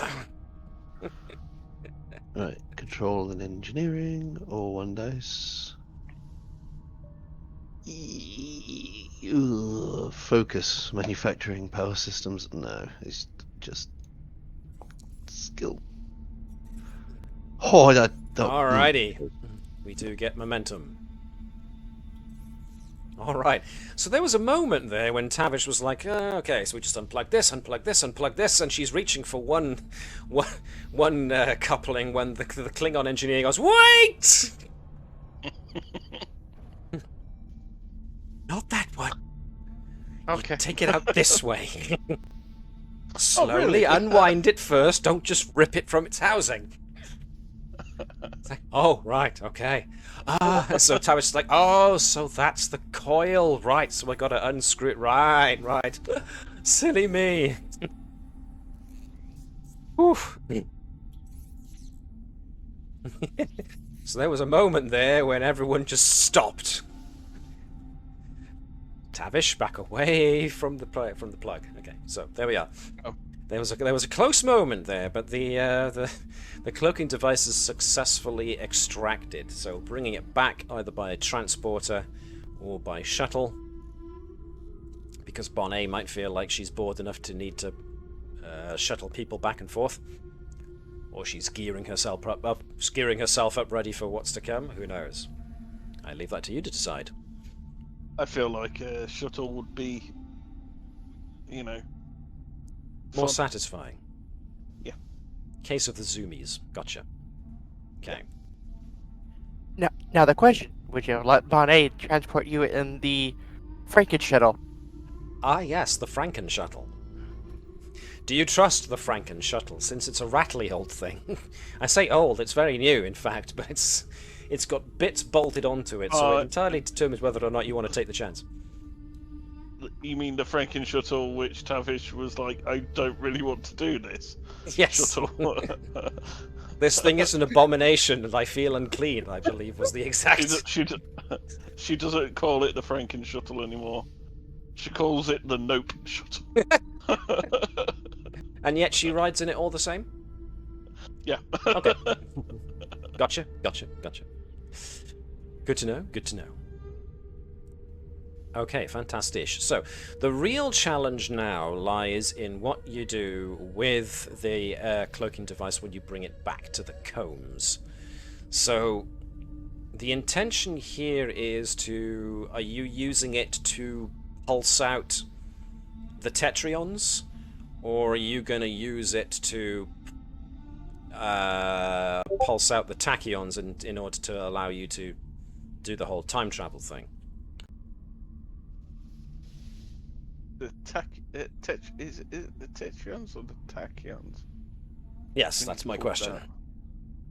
Are you making this thing emit tetrons, or do you want to use its ability to that generates tachyons to do something witchy woo with? Let's say do both. Can we do both? I love that oxymoronic statement that you just made.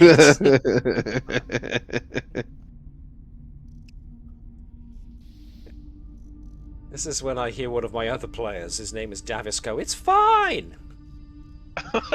Make it do both!" Oh no, I've just got Davis's voice in my head. I sometimes have Davis's voice in my head as well, and it troubles me. But nevertheless...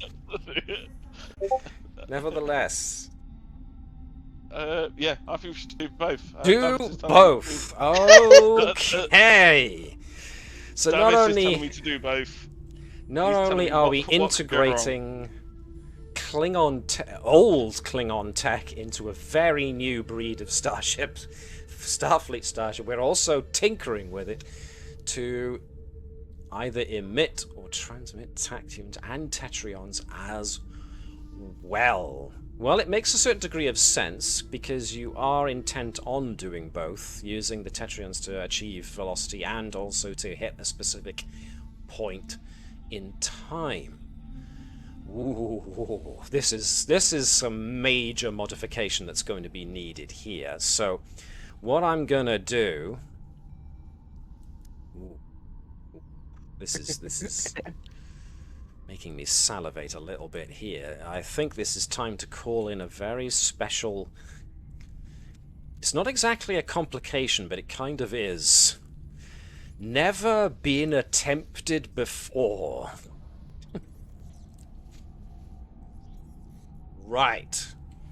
So this is going to make it obviously more this is representation of this being something that's never been attempted yet. So we're looking at essentially attempting something no one's ever attempted before and pushing the boundaries of what you guys think is possible with this kind of stuff. Here comes my second medal, my second Cochrane Medal of Excellence. Well, indeed. So, but I got a bad feeling about it. Well, there's our other cross-franchise reference. All right. It goes without saying that a certain amount of radiation protection is going to be needed here. So Dr. Sott is going to have to do something to make sure that people don't themselves get saturated with tetryon particles, which could throw a spanner in the whole controlled acceleration thing. Because then that won't matter if certain members of the crew get left behind or thrown into bulkheads if their own momentum sends them in a certain direction.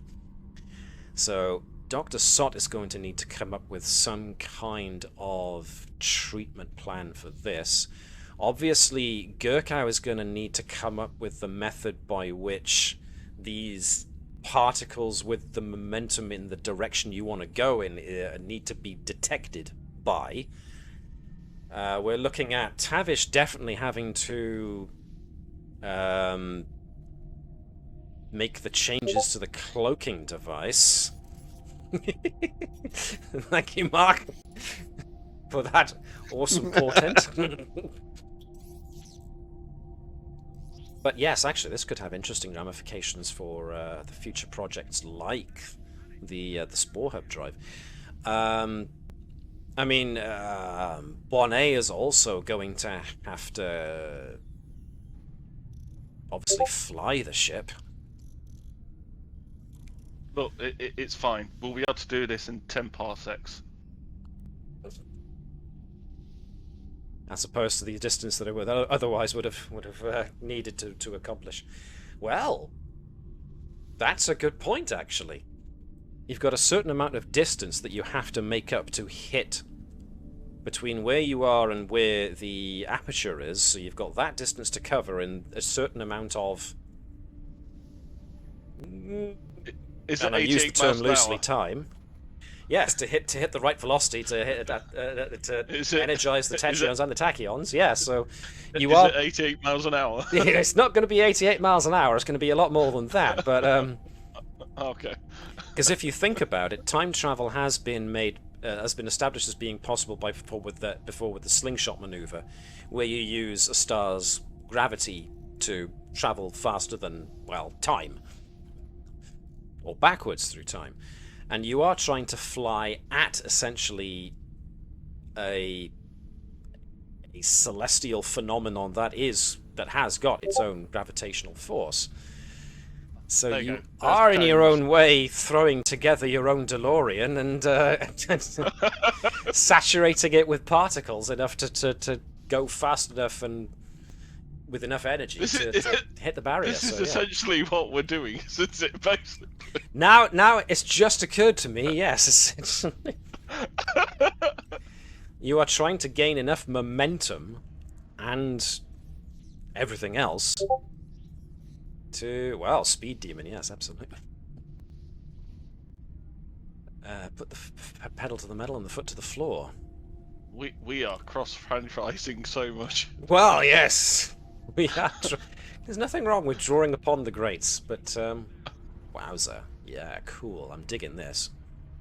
As long as Tavish's hair does not go white and very sticky uppy, I'm good with this. Yeah, run for it, Marty. Flesk, what would Flesk's job be doing in all of this? I feel like Tavish, like, look, I'm doing. I feel like. Go on. I feel like Tavish would be like, "Hey, Flesk, please help me." Well, I am confident doing all of this by myself, but I also want someone there to share the blame with. So. I see. It's the hat of blame that's the concern. Fine, very good. All right. So, there's a point. We're going to need the time calculations here as well as the tetryon calculations. Anybody here have any idea of temporal mechanics? No. Ooh. We're Surely supposed. there's someone. This is all about expanding your mental horizons, according to Chu. So, Oh, surely Gurkhow's got some drugs for that. Not quite yet. We haven't got to that sense of experiment yet. It. Sadly, Gurkhow's foray into chemical stimulants was mostly for combat applications. But go on, Connie. We're combating the unknown. I mean, Captain Sobek has inspiration. He does, so you could definitely help out using that. Because this is also as much about getting everybody to work in synchronicity. Everything has to link up precisely in order to achieve this. So inspiration, Captain Sobek's inspiration would be very valuable. Yes. Ensign Malcolm, we need to promote this guy. Ensign Malcolm Aversion's quantum mechanics could be a road into the whole temporal. I'm gonna go widgy woo again, as I can't find an otherwise applicable. I've got quite a serious question. Can I ask? Yep. Do you think Ensign Kenson's grav ball would help? Ensign Kenson's grav ball. That is exactly what I was thinking as well. Yeah. What is grav ball? It's essentially a sport where folks are playing in a 3D environment and smacking a ball about. I feel that has a lot to do with the temporal stuff. Coordination. Yeah. Temporal, not so much, but yeah, okay, team coordination. I can't. That wasn't really a serious question, but I can't believe you considering it. But okay. Yeah, I'm considering it. If that's the way you want to implement that, her help, then she could very much go with, well, if you think of it like this, we've set it up so that we're trying to hit the score, we're trying to hit the goal at the other end. And in order to do that, we've got to pass through all the defense, and we've got to propel it forward at just the right kind of velocity and angle to hit the goal. And we've got to make sure that the goalkeeper, isn't in a position to defend it. So this requires coordination. So, yeah, if you want Kenson to try and assist with trying to keep it all coordinated using that as well. Oh my god. Team mechanics.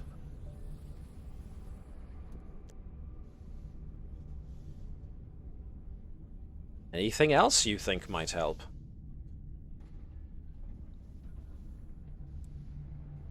Garrow, what's he all about? Survival. Warp engines?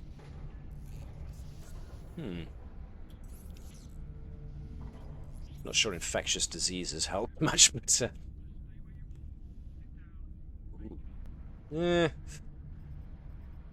Alright, shall we go with what we've got then? Unless anyone can think of anything else. Oh, we've got a lot. We've got a lot? I think we've got enough to get started on this abomination. Well, the first thing we're going to need to do is to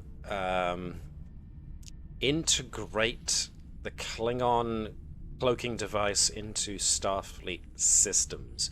How well you manage this will determine how well you manage to alter the thing to do what you want it to do. Working in tandem with... Thank you for flying, Aircombs. I am your pilot this evening. What was the rest of it? I would like to point out I'm not responsible for any injuries that may occur. Yes, Dave. This is an older Klingon ship, isn't it? Correct. I have historical engineering as a trait. Okay. Okay, yeah.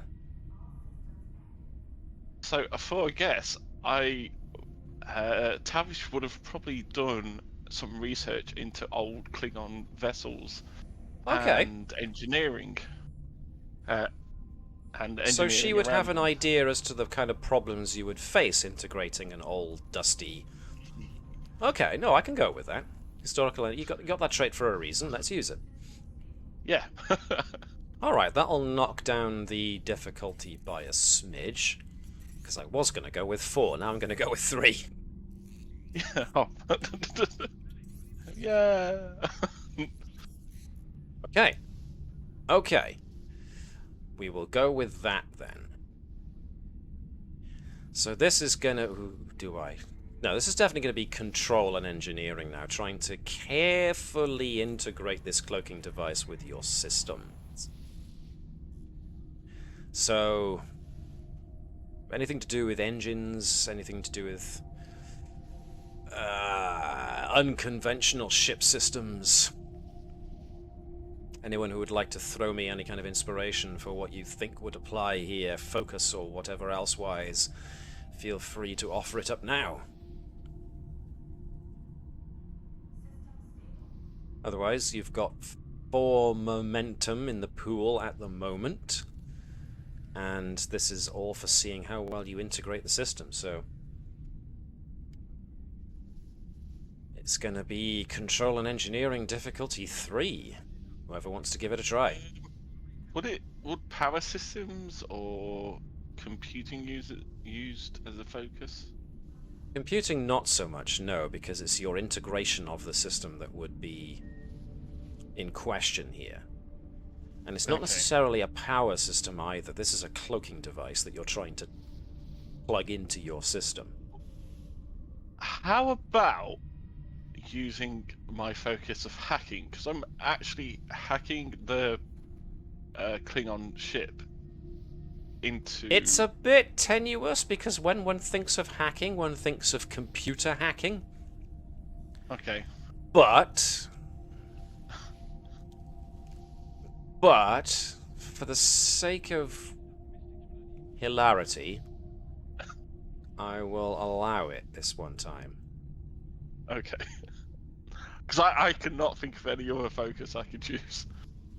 I mean, maybe experimental technology, but In a this is way, not really but is yeah, it's established tech, It's- so like I noted Yeah. at the start, so...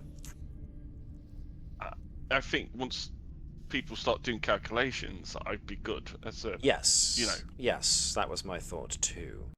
But first is who is going to be the brave one to try and integrate the Kligot cloaking device. I'll try it. Otherwise, it's going to have to go to the chief engineer. Is anybody willing to help him, help Tavish succeed at this? Or are we going to just leave it to Tavish and see how she does? Go on, I will help. He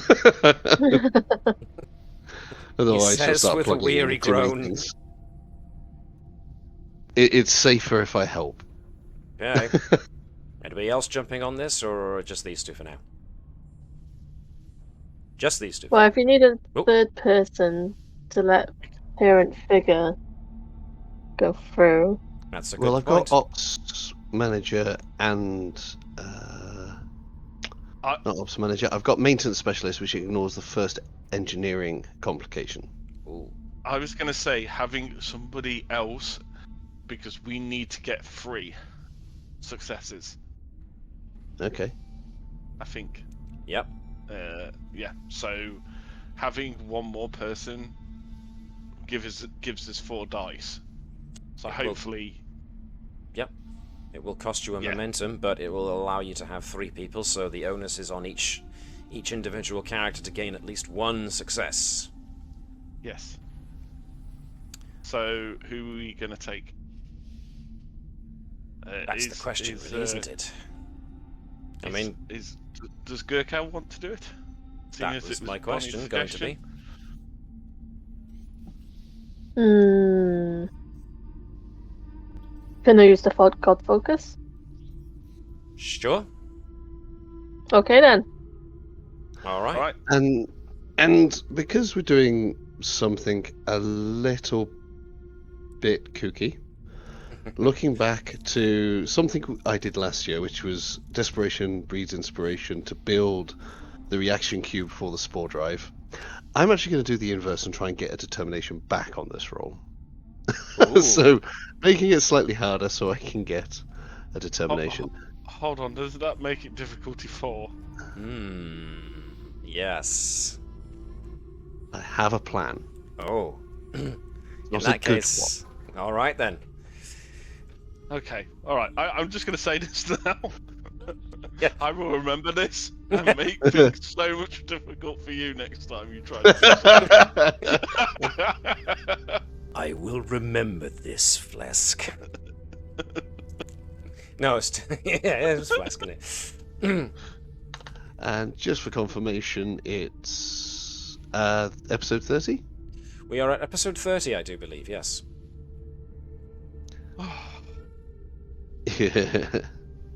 Alright, we need all 4 success. All dices need to be successful. 2. Okay. So I'm rolling The 2 dice anticipation. with a focus, yes? Sure. And it's control and engineering. Correct. Yes? Gurkha gets to do control and science if she wishes. Mm-hmm. Because she's applying this from the scientific perspective of what's most likely to work. So running the numbers. It was so close. That was close. Damn Alright. We're failing at the moment. All right. it. You haven't failed yet.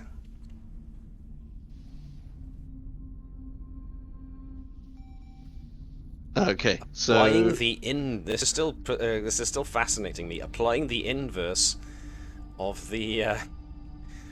So I've got the determination now. Yeah. Right. In theory, I can spend it using the exact same justification. Oof. I'm not sure if that's allowed. You are deliberately calling upon a previous experience with creating the reaction cube, but you're doing the inverse. So you're trying to disassemble what you made with the reaction cube to disperse. Okay, no, now I'm starting to see the scientific logic. And then in earning that determination, I wasn't going to spend it until Gurkel failed. Can I spend a determination in the same turn that I've earned it? Ordinarily, no. That's a bit cheeky. But in this case, we are monkeying with forces beyond, so let's see how this goes. Okay. Let's see how this plays out. Alright, because the other thing, before that, I was going to be... Tree? There we go. Maintenance specialist was what... wanted to keep ready because we can add the trait, if this works, whenever we use this cluster fudge of implementation, we can ignore the first complication after this, assuming we succeed. Alright. Right. But I can also ignore the first complication in all of us working together. And I'm using a focus on a deflector shield force field technology, rolling 1 dice. Interesting. Oh, good lord. Okay. Just so shy of 2. Alright then, that's 1. 3 remaining.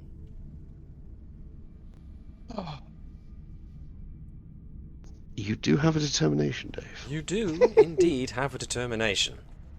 That will give you 2, and you only need 1 more. Nah, I don't need a determination. Perfectly honest, I want to keep the determination for the calculations and stuff. Light itself, I see. Okay. With like experimental technology and stuff like that as a focus. And Well, let's not see how this. well you do then, and we'll go from there. Now that was good. That was good. Holy jeez! Well done, Tavish. Snatching victory out of the jaws of potential defeat there. Tavish coming in clutch. Indeed. Good grief, that was good. Oh, see, this is where you're supposed to wind the wire. I got told that on the Klingon ship. Yes, indeed. So that momentary revelation of what you're not supposed to do brings to mind what you can do once you plug it into the system. And so, in a moment of sudden genius, Tavish links up the 2 systems in such a way that they probably won't malfunction in some fashion. So yes, you've successfully managed to...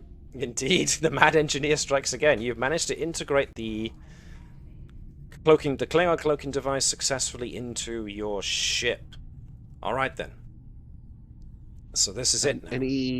Anyone who uses the cloaking device can now... We've given what trait have we given the ship? Because that then also gives us ignore complication. Is it wibbly wobbly timey wimey trait? What are we calling using this new... That is a very good question. What was the thing that somebody mentioned earlier? It was probably you, Mark, actually, with your linguistic cloaking time phasing shit. We're basically calling it a time phase, really. It's not even a phase, because you're using tetronic momentum. Jeez. There's no word. It's so complicated, a word has yet to be invented for it. The Tetrion winch. Just call it the Tavish. So the Tavish trait is now applied, whereby You can ignore the first complication when using the Tavish device. Don't call it a Tavish device, please. Too late now. It's been entered into the collective consciousness. In fact, there it is. There. It's so chaotic. We called it after the person who fixed it up. No. Fixed it up so much as just bolted it together, and let's see if it works. Alright, so this is... Everybody now is going to have to start working together on their own individual bits to pull together, to culminate, to make this. So this is not... this is going to be essentially an extended task to get this to work how you want, and individuals can work on different bits. I worked very hard on the Tavish device. You shouldn't have. So what's the first step we're going to need to take here? It's going to be... Panic. It's going to be the pulse, isn't it? The tachyon-tetryon pulse. So, who do we get to work on that first? This is going to be individuals trying to help the whole here, so what we're going to do is that kind of thing might come from your operations officer, perhaps? Or would it come from Tavish, or would it come from both of them working together? What are the steps we want to accomplish here? One is to create the pulse, which allows us to then use the sensors to identify the particles we need. And once the particles have been found, the ship probably needs to be piloted then and latched onto the particles we want to use to accelerate. And at the very final moment, we need to hit the right tachyon surge in order to hit the aperture at such a plane, angle, and speed that we ignite the ability to travel through a point in time. But we also need Dr. Sot to keep everybody alive from turning into jam. So that's actually quite a lot. Who wants to go first? I think the first thing that needs to happen is Dr. Sot needs to somehow temporarily immunize folks about getting their the random momentum of tetryons inflicted upon them. So, ooh, now Dr. Sot has never tried anything like this before. This isn't far and away from emergency medicine, but it's also this is also quantum science almost being integrated with medicine. This is quite interesting. So anything Dr. Sot would like to try? Do we have some kind of immunizer? Well, that's for Dr. Sot to create if he wants to. Yes, I think that'll be the way to go, I think. All right, let's think. Any kind of help you want to draw upon for this? You do have staff. Let me bring them here. Although, once again, this is probably something beyond even what they've been trained for in the past, or indeed programmed for in the past. So, it's entirely up to you if you want to use just your medical staff to help, or if you want to pinch someone from elsewhere because of cross-pollination of knowledge. Up to you. If anybody wants to help me from the science departments as well. Yep. We've got others from science. I mean, we've got Eversion, who does quantum mechanics, so he could be useful there. Alright, then let's say we start with that. If we can use Eversion from Gurkha's science team, which means Connie, if you're alright with being Ensign Eversion. We'll have him help Dr. Sott try and create some kind of inoculation from the tetrionic radiation. This is definitely going to be reason and medicine mixed with reason and science. So, reason and medicine for Dr. Sott, reason and science for Ensign Inversion. This is definitely going to be something you've never been attempted before, so that's going to put the difficulty up to, I think... I'm tempted to say 3. Oof. But Dr. Sott gets 2. And Eversion gets 3! Woo! Oh, mama! Good lordy lords. Whew. That was something else. Alright. So, once again, which might very well be the point of all this, Dr. Sott is forced to think of medicine in terms of things he's never had to think of before, but nonetheless, thanks to some assistance from Ensign Eversion, comes up with a means of inoculating folks. So, Dr. Sott's medicine score is 5. There is a resistance of 3, which means we accomplished 2 units of work. Not bad, considering how difficult this was going to be. So that's the initial inoculation done. So Dr. Sott's as confident as he possibly could be that crew members shouldn't get thrown around unless something physically impacts the ship. So we shouldn't find people splattered up against bulkheads in random directions. Cool. What's the next thing we need to do? I think it's going to be coming up with the tachyon tetryon pulse. So that sounds like a potentially science and engineering kind of job there.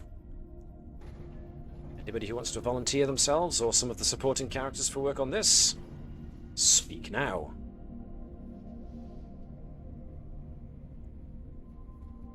Otherwise I will just grab somebody.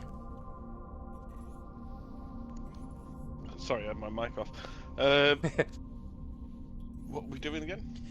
Well, you want to emit tachyons and tetrions, so that's going to be the next thing, is to work on how to do that. Okay, I'll do that. Cool. This does come under experimental technology now, so you've got that focus to tinker with. It has got never been attempted before, which ups the difficulty, but you do have historical engineer, which helps with using the thing which brings it back down. So this one's a difficulty 2, I think. So bring in whoever you want to bring in for this, if you want help. That includes supporting characters. Your own staff, if necessary. Let's bring... It's going to be a control and engineering, isn't it? Yeah, this is going to be reason and engineering, actually, because you're changing something to do something else. So let's take a Ensign Shirara Zarani. Okay. Can we get Yep. a flask to do this as well? We get a flask as well. Experimental thing. technology. Yep. Well, it's going to cost you momentum, but it might well be worth it. Oh. Is it 1 or 2 momentum? 1 momentum. Cool. Okay. Now we're going to have a flask. Can I get Liz, therefore, to be Ensign Shara Jarani?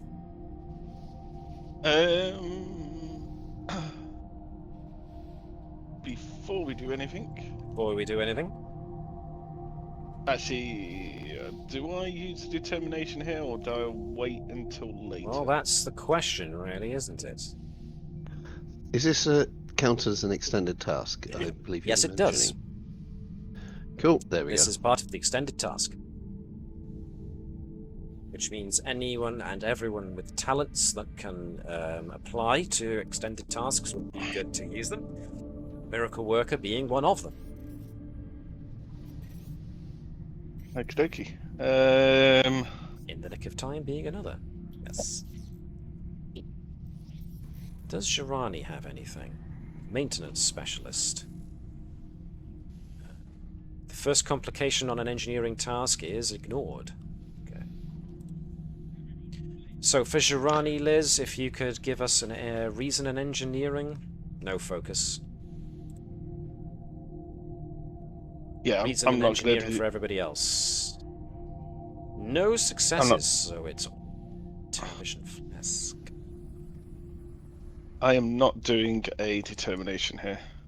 Okay.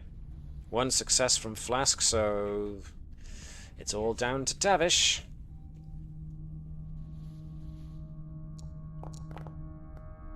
Ooh, ho, ho, ho. Tavish on fire! So you get 1 momentum back for that, because I said the difficulty was lowered as a result of a few things. So let's see, you may increase your impact by 1 by spending 1 momentum instead of 2, or Nick of Time automatically just increases your impact. So we go by 5, which becomes 6. Not bad at all, not bad at all. The work is progressing nicely. Next, now that we have the tachyon, pardon me, pulse generator, we now need to configure sensors to be able to pick up the precise particles that you wish to latch onto in order to utilize their momentum. Which means this is definitely going to be something that Gurkow and her science team are going to need to do. So this is definitely going to be a reason and science related widge. Woo. Aversion once again would be good because of his quantum mechanics, because we are dealing with subspace particles. It was pointed out that Lian Zhang has got subspace physics as a focus. Then let her be the chief. Be the chief person to do it. Do you want the chief person to do this, or do you want Gurkha to be the chief person to do this? Since, Zhang's science is 4, which is still decent. But Gurkha's is 5. Yeah, I would have Dufresne a secondary, though, I think. Okay. Sensors, yes indeed, she has got a sensors related focus, so that's a very good point. So, what would you like to do? You want Gurkow and Dufresne to be on this? Do you want to tag, because the difficulty is going to be 3. Do you want to tag Zhang being on this as well? Do you want somebody else on here as well? I think we should probably aim for having 3. Gurkha's not doing good with her rolls today. So shall we say Dufresne and Zhang together then, assisting Gurkha on this? Okay, spectacular. Who has been rolling pretty well? Tell you what, Chris, could we get you to be... Do you want to be Dufresne or do you want to be Zhang? I'll be Zhang. Zhang. Okay, so Zhang is giving this reason and science with the subspace physics. Cool. Is she 1 dice, I think. Leading? Yeah. 1 dice. 1 dice. So to be Dufresne... Who could be Dufresne? Liz, you haven't been rolling much. You can be Dufresne for us. Ooh, no successes from Zhang. Am I using God Focus, by the way? Sorry. Are you using God Focus? Well, why not? You've got to create a predictive algorithm to detect these things, so yes, actually, this would be a very good use of. Okay. But, Liz, if you could be Dufresne, we need her to give us reason and science with sensors as a focus. Ooh, that's not bad, that's 1 success, and now it's down to Gurkow to get the 2 remaining successes. I'm going to use my Starcross. Ooh, good idea. That's what it's there for.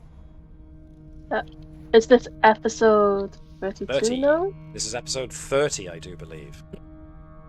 This is called Breaking the Lock. Breaking the Lock.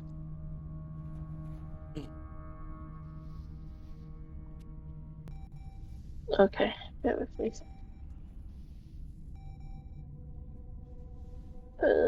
Okay. So, the reason in science. Use of focus, dedicated focus, as well as that. Yep. Okay. Legion of Honor! Last Legion of Honor. Okay. Oh my god. Just wow! Well, yes, that could have had serious implications if that complication had been allowed to remain, but you got polar opposites of the spectrum on the same roll. That was magnificent. Utilizing your last Legion of Honor to ignore that complication, Gokao goes in with a success, so yes, Zhang suggests a few things, not sure if it was entirely helpful, but with Dufresne and Gurkao working together to utilize Gurkao's knowledge of predictive algorithms, you're able to put together a method of trying to divine the correct placement of where these, or detect the tachyon particles that have the momentum in the direction you want to use. So, yours is 5. Do either Gurkao or Dufresne or Zhang have any talents to do with adding to extended tasks? I don't believe so. Nothing on Zhang. What's her exo thing allow her to do? Spend 3 momentum. Nope, so that you haven't got momentum for that, so can't use that. What about Dufresne? She's just got assistant, which means she could re-roll hers, but she got 1 success, which was good, so we want to keep that. So yeah, okay. We stick with Gurkao's rating of 5 minus resistance is enough to get us halfway there, which means you have achieved your first real breakthrough, which we have. We've integrated the system now so that you've got the Klingon cloaking device which can generate tetryon and tachyon pulses, and as a result you've tied the primary sensor array into this device so that it uses it like sonar to detect the particles that you want to latch on to. So, do you want to lower the resistance of the extended task, or do you want to lower the difficulty of the extended task? Lower the difficulty, I think. Everybody else good with that? Yep. Okay, Yep. cool. Difficulty goes down to 2 overall. Right then, next we probably need to look at altering the tractor beam to use it like a fishing line, almost a grapnel. The So tractor winch. Yes, indeed. So we want to look at anybody who's got anything to do with, I mean, folks who have got some degree of familiarity with tactical systems would be useful for this, because that's the use of a tractor beam. Anyone who's got any knowledge, foci to do with tractor beams or anything to do with gravitational forces would also likely be very useful. So, anybody you think would be good to spotlight in this regard out of you guys?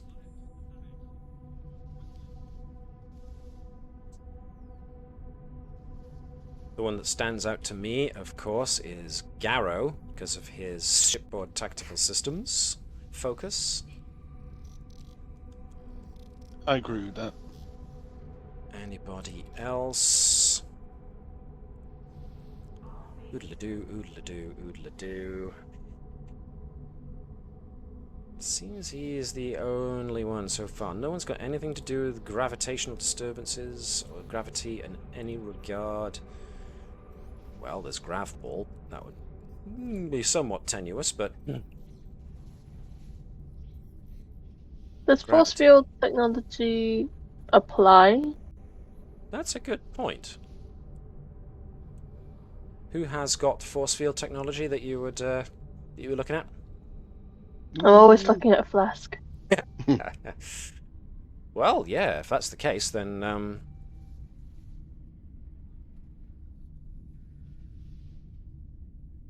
yeah, I suppose so. Plus, Flask's starship design there would be quite useful to use. Alright then, so shall we say Flask in the lead with Garrow assisting?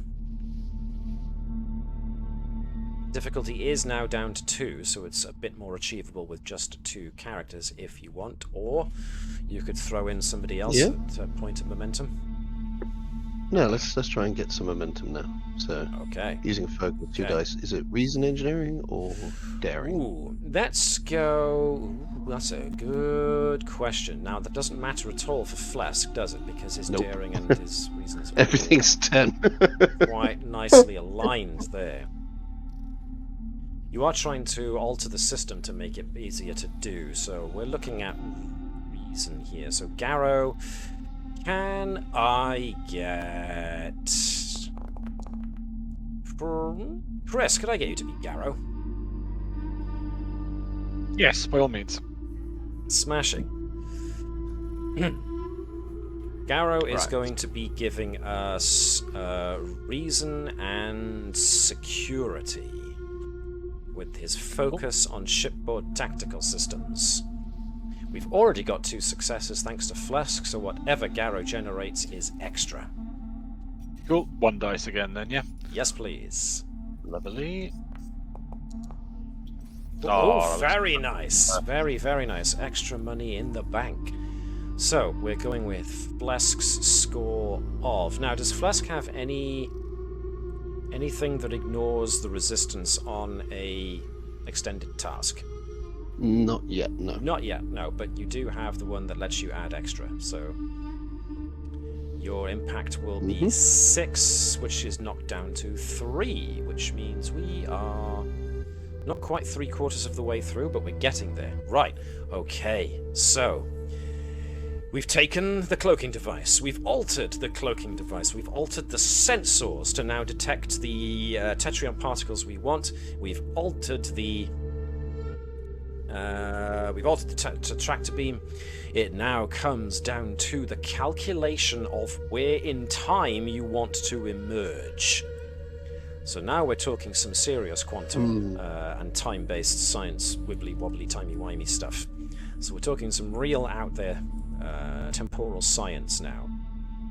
Are we proposing that we appear out the moment we went in? That is a good question. When do you think would be the best time to re-emerge? Not before we went in, because that's... No. Let's just avoid that entirely. I think a second after we've gone in, we pop out.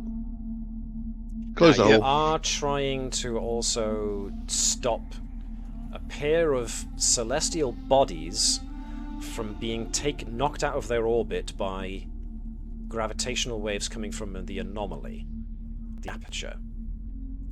Which that means we have to. Yeah, it's a bit out of the capability of a starship of your size to use a tractor beam on a pair of moons. Unless but you it's want to not really outside the thing. Yes, Dave, carry on. I was going to say, but it's not.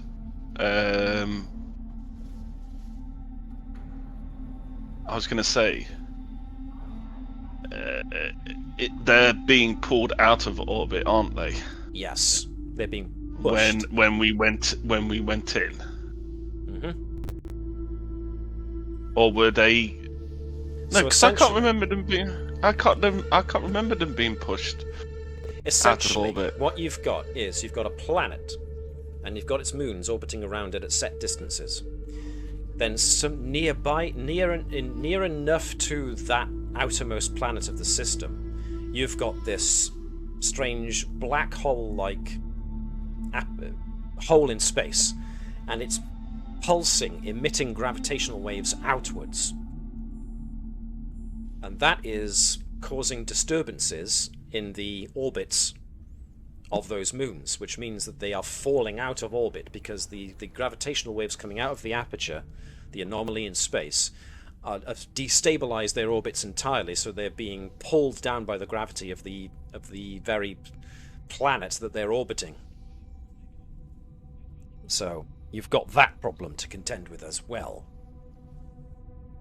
I have a suggestion. It's very naughty and not very Starfleet. But What if we show up after they collide and we're like, oh no. Too late, we couldn't do anything. Oh no. okay. So we're choosing to arrive after the problem. We have that choice, and we're going to go, nah, don't worry about it. It's too late.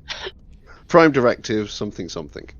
Exactly. It is actually no, that is right. It is the prime directive. Well, we're talking more about the temporal prime directive at the moment, I think. Which we're already very much violating. There is that.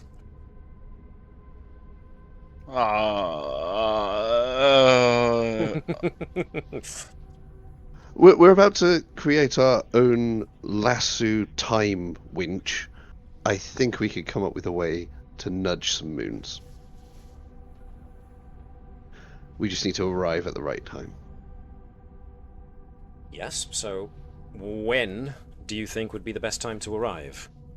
Matt, Yo. When did they start moving the moons? Right, the moons started getting into trouble whilst you were still parked outside of the anomaly. You'd essentially stopped in space, but that was when Chew's head appeared in full view on the bridge, and every time Chew started talking, it would trigger some kind of response from the aperture and would pulse with strong gravitational waves.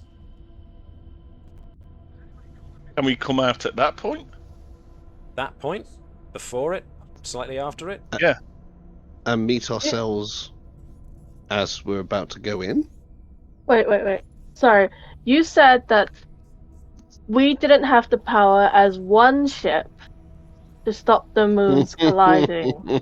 Go on. So if we show up while we're both here, tell Chew to not say anything, and then we can work together. Use your past selves as well as your current selves to try and...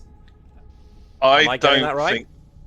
Yeah, I and don't create a time paradox while we're at it. I don't think this is a good idea. Because The we can't go back in time to stop us No, going in time. I don't think the Star Trek universe would be able to survive with two Tavishes. It would collapse from the sheer amount of chaos. Well, and two Nihils. That is just... No. How bad do you think the ship would be if there was two Tavishes, two Bonnets, and two Nihils? Well, you know how many shuttles would be souped up? 2 Franken shuttles. Oh dear. No. Well, could you then use that chaos energy? So what do we want to do? Final word. How do we want to do this? Do we want to turn up so that you are at the same point that you were just before you went in, just before Chew says anything, and then utilize the fact that there are 2 ships there at the same time, one of them souped up with Tetryon and Tachyon energy, and try and save those 2 moons from getting destabilized? Doesn't Chew already exist in every time period? Can we just ask him not to say anything when he's there? You could. Because he's already there. So, by the way, we're going to go back in time. Could you not talk and cause a gravitational whoopsie? Because we don't need to do anything, and we've saved the moons. And then we arrive after we've gone in. Yeah. So there's no time paradox, but we've just asked you no talking. Yeah. No talkie. No talkie. Hey. That doesn't actually require us to do anything. Apart from shut up. So you're saying we need to go back to the time after we've gone into this thing where Chew would have already spoken I think we're looking at reappearing before. But I could be wrong. Oh no, I'm thinking reappear after we've gone in, and we still go ahead with trying to just watching ourselves try and collapse and fail the aperture. But instead of Gurkal trying to communicate with Chew and Chew talking, we just ask Chew not to speak in that moment. And then that way, we appear out just before you went in. Yeah, so we just ask him not to talk then. We still end up going in. We come out after we've just gone in. So we will reappear in our universe and our timeline. But the major pulse of gravitons wouldn't have happened because Chew wouldn't have said anything. And we Therefore, the moons are safe. Yeah. And because you're asking essentially this creature to indicate to its past self to not say anything, but because it exists at all points in its own time, it can do that, which would alter the whole flow of This is where Matt makes this brain exploding motion. We're all I like going it. to the time. We're all going to the temporal brig, aren't we? We are getting locked up. You are going to the temporal naughty step, I think. Yes, maybe. But maybe that's also the point of this whole experiment or this whole test. Who knows? So we're looking for the point in time we've identified. Sorry, is that it now? Is that the final word? The point in time you're going to emerge is just after your ship has entered the aperture, but you've sent message ahead, back, ahead and back at the same time to not talk so that it doesn't happen. Right? Have I got that right? Asking him not. Yeah, we're just asking him now before we travel. Oh, by the way, don't talk at that point. You caused a problem. I'm the most confused I have ever been in my life in a role-play game. This is... Oh, great. I thought his talking affected the aperture as well, which pulled us further into it. No, we tried to blow it up. we tried to blow it up. And that's what sucked us in. So we're not stopping that. There's no time paradox. And we're just asking a living time paradox to not talk. In order to not destabilize the orbits of the moons. Okay. Are we all good with that? Totally makes sense. Plan.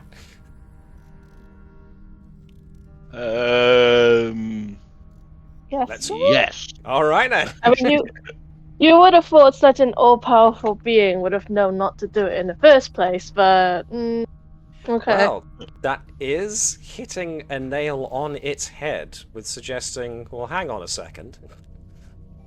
If Chew did know all points in its own points in time and knows all points in everything's time, then it would know what would happen as a result of it saying something in the first instance, and I've gone cross-eyed. He's already mentioned this.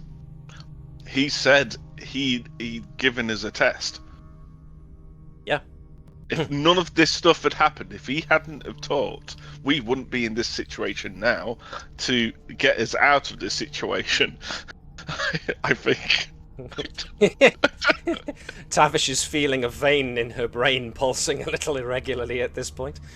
It's like, yeah. This is why you flunked temporal mechanics. It just makes no sense. Yeah, so he did a test, so he hasn't done anything bad. He was just testing us so he can go back. So when he had the conversation with us earlier, while we are in this part of whatever space this is, yeah. Yep. As I said, he said he was giving us a test. So he can now go back and say, all right, you don't need to talk. All right, my past self, don't talk this time. All right, then. So we are going with that specific point in time. Okay. I think this is where things get a bit wonky because nobody here really does have anything to do with time-based science. So let's just have... Nominate your 2 or 3 or however many you want smartest people, and we'll have a reason and science roll off to see how many difficulty tasks you can manage to win. I said that entirely wrongly. let me try that again. All this talk of time paradoxes, ifs, whens, and befores is making my head stew. As rightly it should. I have 11 reason and 4 science, so I can help here. Yep. I also have experimental technology. But this is more about calculation. I have exactly the same score: 10 reason, 5 science, and experimental technology. So I think Dr. Salt has to lead with 11 reason and 5 science. He really and does. Composure. Dark Horse C. Well, he's an extraordinarily bright guy, is Dr. Sot. Is Gurkha wants to be part of this? Well, she has okay. She's been knocked out several times with these psychic visions, so she's not doing so hot right now. Yes. So maybe she should sit this one out. Okay. So let's have Dr. Sot as the primary on this. Mm-hmm. And have Flesk, and if you want to spend a momentum, Tavish. All right. Do we want to spend a momentum?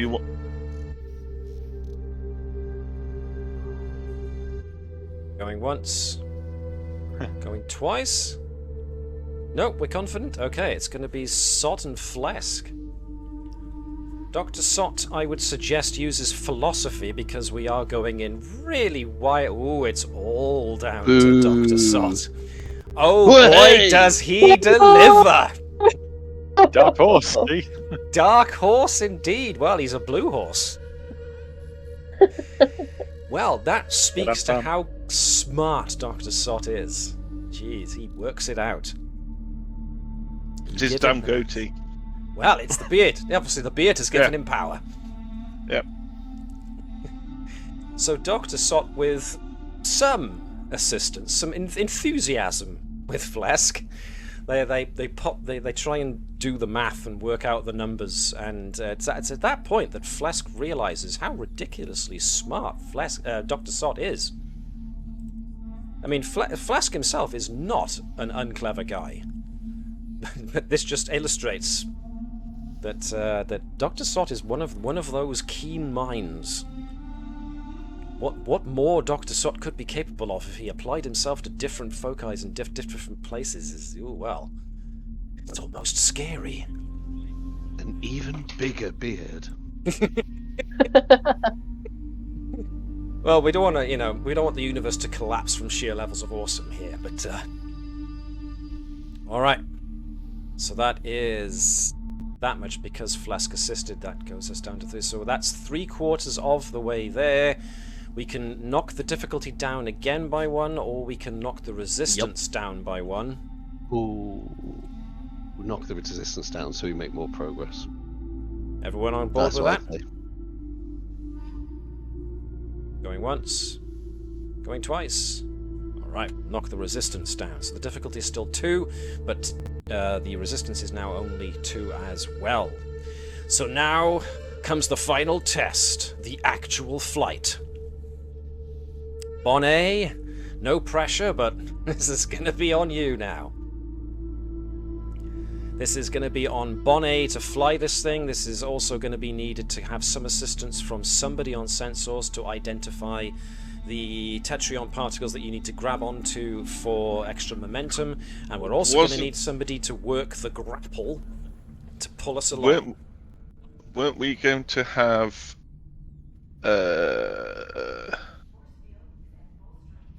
Bonnet, Gurkha, and have Bonnet, Gurkha, Tavish and Tavish together. Yes, all hooked up.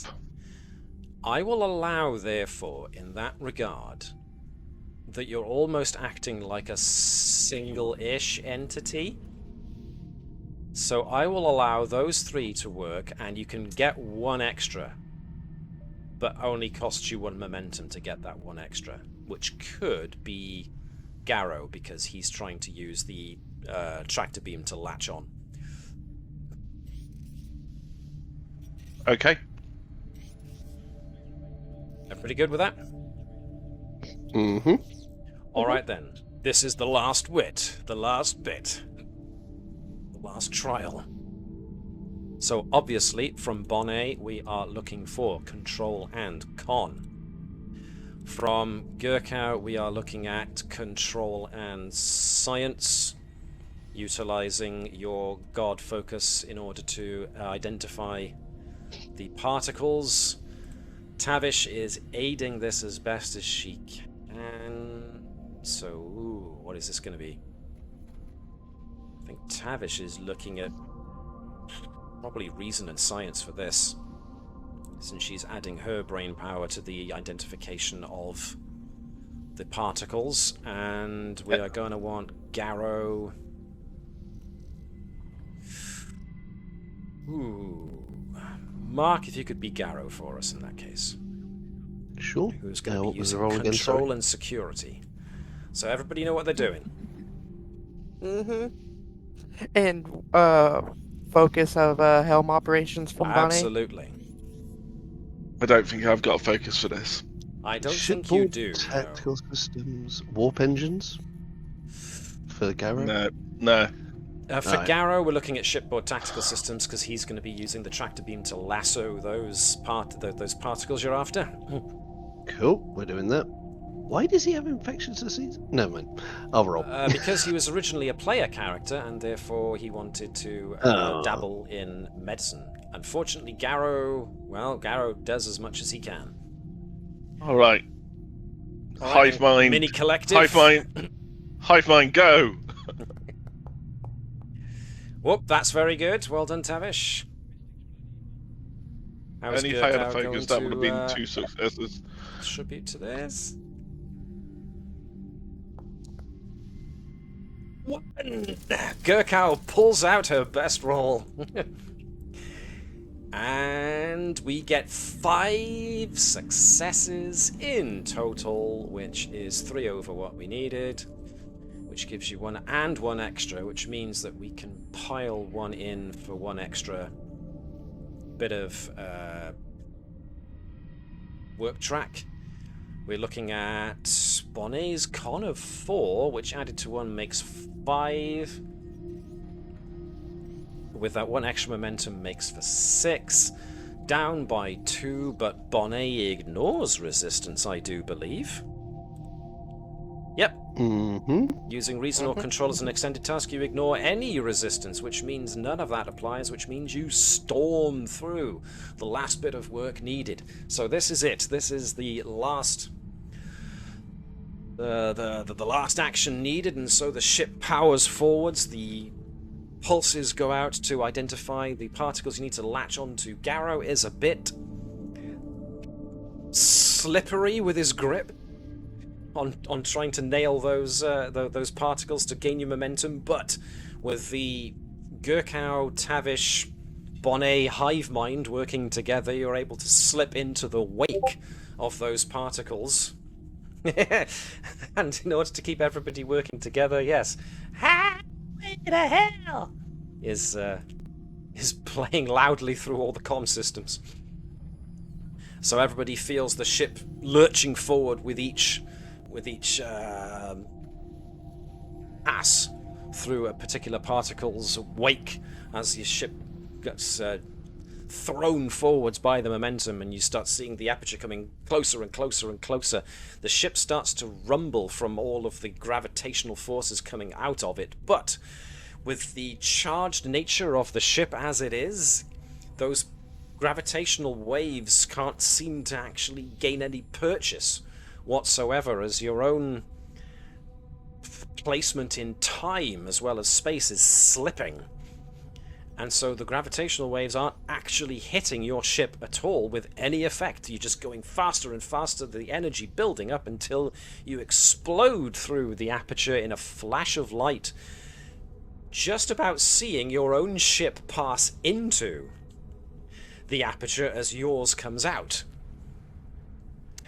A great flash of light happens, And yes, you realize you've exited the aperture in the very same instant that you emerged from, but the moons are not being destabilized, or aren't as destabilized as much as they were.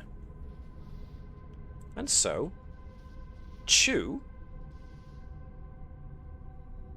if I can just move us over here,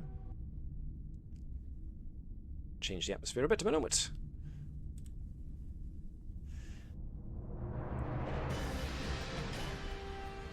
Chew just seems to regard you all for a moment before it almost sagely nods. At which point the alien regards you all and says, You have taken the first steps. Now it is up to you and your people to take advantage of this. The change needed for our two people to communicate might not happen anytime soon, but you have proven that your people are capable of conceiving of science and time on levels beyond your current understanding. And so, we depart now with the hope that our peoples will definitely meet again, and when next we meet, you'll be ready for us and treat us as we treat you, as equals. and so the anomaly on your sensors starts to close. And as it does, Chew simply fades away. The gravitational forces emitted by the aperture lessen and eventually dissipate altogether. And so the moons, who weren't destabilized all that much, settle. Which means that you have successfully saved the Hefner Bay 7th planet, all the people on it, and likely the system itself for what would have occurred had this effect run rampant. So,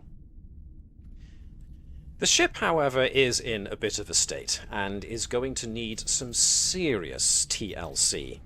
But, luckily, you now have the ability to just wander straight back into Hefner Bay and ask for those repairs. Help! The security teams... Go on, sorry. Don't mind the Tetrion radiation, it's fine. Yes, that stuff you're able to dissipate harmlessly, thanks to the inoculations that Dr. Sott gave the crew, and the fact that you can unplug your the cloaking device, which was altered to do that pulsating in that manner, means that the residual tachyons and tetrions disperse naturally. So maybe you give it a little bit of time to wander back towards Hefner Bay's 3rd planet, which is where you originally went for shore leave, which means you might actually be able to enjoy your shore leave now. I doubt it. Yeah, no. But I is literally looking at everyone's like, who wants a drink? I just point to the clowns. I know you guys want some. It's like, I know you guys want some blood wine. Which, no. Yeah, go on. No, just plain no. I've seen like that. No, I've seen Liang Zhang drunk. Nope. Zhang's like, hey, and then she thinks about it. It's like, no, actually, no, okay, I get you. When it's okay, you can come with me. Thanks. Anybody will promptly drag Liang Zhang to Downton Abbey. Thank you. At least someone's willing to. Well, we'll see. At which point, yes, she turns to Captain Canuck. You're, as Barney has said, you're perfectly welcome to join us, Captain. Captain Canuck considers this. Considering that you have shown my people my crew and I respect, honor, and we have worked together very well, I would like to think. Klingons and Starfleet collaborating. I'm not sure I entirely understand everything that just happened, but... well, getting drunk sounds like a better idea than trying to comprehend everything that's happened recently. So, on behalf of my crew and I officially call a truce between our two crews. We will, of course, have to get our own ship repaired. I would request your permission for us to take the Orions back with us to Kronos to answer for the charges of, well, galactic piracy. Unless, of course, you want these prisoners. You can have them. Yeah, we've had enough trouble with them. You have them. They're more than welcome to. They cause enough trouble for us. I can assure you that they will be dealt with accordingly. I feel like a Klingon prison is going to be a lot nicer for them than a Starfleet. And when I mean nice, I mean harsh. Yeah, Bonnie's gonna look at him. It's like, I'm pretty sure if you would have gave them the option, they would prefer Federation. So yes, no, you definitely take them. Nice. I'm getting a report from my own security personnel that they believe that they have managed to corral the leader of this group. So we will be taking him and all of the Orions with us. Or at least, maybe we will throw them in our own deep, dark, dank brig to wait out the repair process first. Sounds like a better That sounds like a great idea. We may even throw them in the Targ pit. That sounds like a lot more entertainment. Can I watch? Absolutely. Captain Can Sobek. Go on, sorry. I was just about to say, can Gurkhal bet on it? Gurkhal, I'm sure, would be more than pleased to run bets. Captain Sobek, as one captain to another, I would like to congratulate you on the quality of your crew. It is my hope that as a result of the collaboration that our two crews have seen here, and the fact that we can collaborate, means that this war will go on for only a short period of time before we are once again allies. But, for this point in time, with this truce confirmed between our two folks, I would like to enjoy this period of familiarity between our two crews before we are forced to go our own ways once again. My crew and I are indebted to you. We will not forget this. Although we will try and forget this whole temporal mechanics paradox. There are just some things that you wish that space travel hadn't brought to your attention, you know what I mean? Yep. Mm-hmm. And that is why we have alcohol. Absolutely. To Hefner Bay 3. And its many entertainments. So, unless you guys have anything else you would like to add that you guys would like to get up to whilst on Hefner Bay's entertainment strip,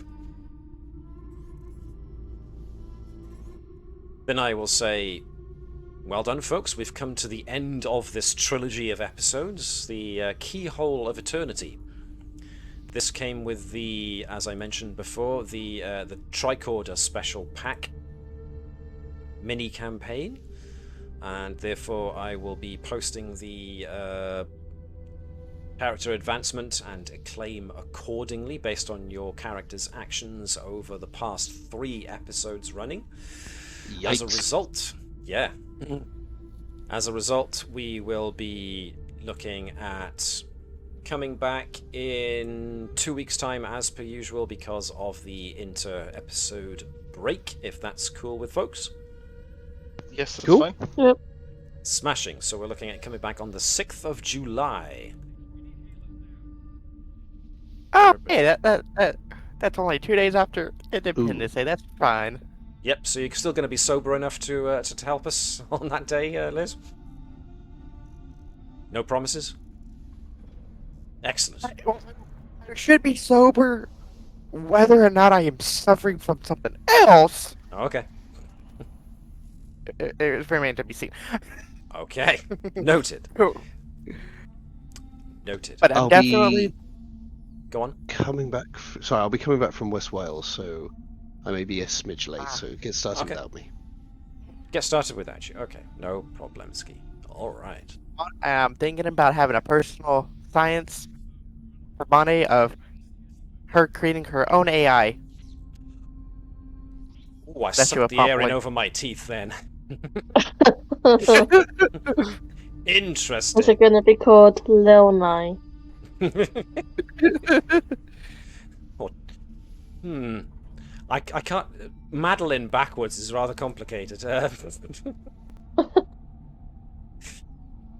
Call it Unit 1. Who knows? Well, if that's what we want to do with when we start science projects again, yeah, we'll see what we can't get to.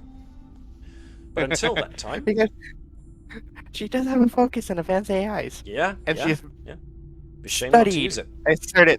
a certain someone very closely for a while now.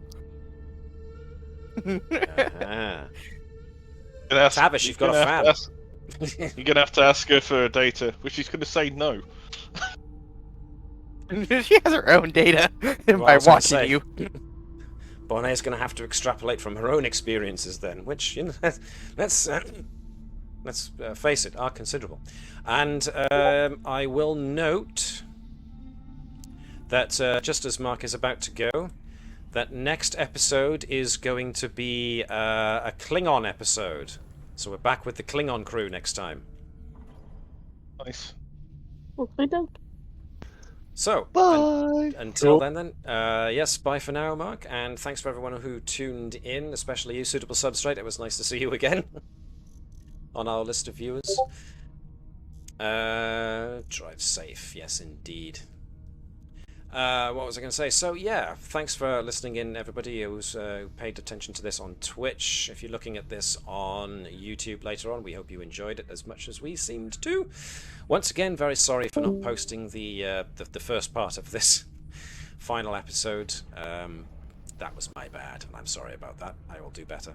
But in the meantime, we ask you to do like the Vulcans do, which is to live long and prosper. And yeah, think outside the box. Challenge your preconceptions of what you already think you know. Because you never know what revelations might come out of challenging those preconceptions and those preconceived notions. What's accepted today might be seen as total hogwash in the future. Who knows? But also engage in infinite diversity and infinite combinations, especially in the world that is going, I don't know, charball crazy right now. I mean, what the hell? And let's hope we all come out of this with our sanity intact. Until such time... That is just what we're saying to begin with. That's a good point. That's a very good point. Thanks for attending, folks. We will see you hopefully in 2 weeks' time. Next week, instead of Star Trek, will be our Pathfinder First Edition, which is very close to its end as well. So if you're interested more in the fantasy side of role-playing games and want to see how my team do with fighting the final boss, then come along to that next Sunday at 7 p.m. British summertime. Until next time, however, we will see when we see you next. Treat each other with kindness and respect, and hailing frequencies are now closed.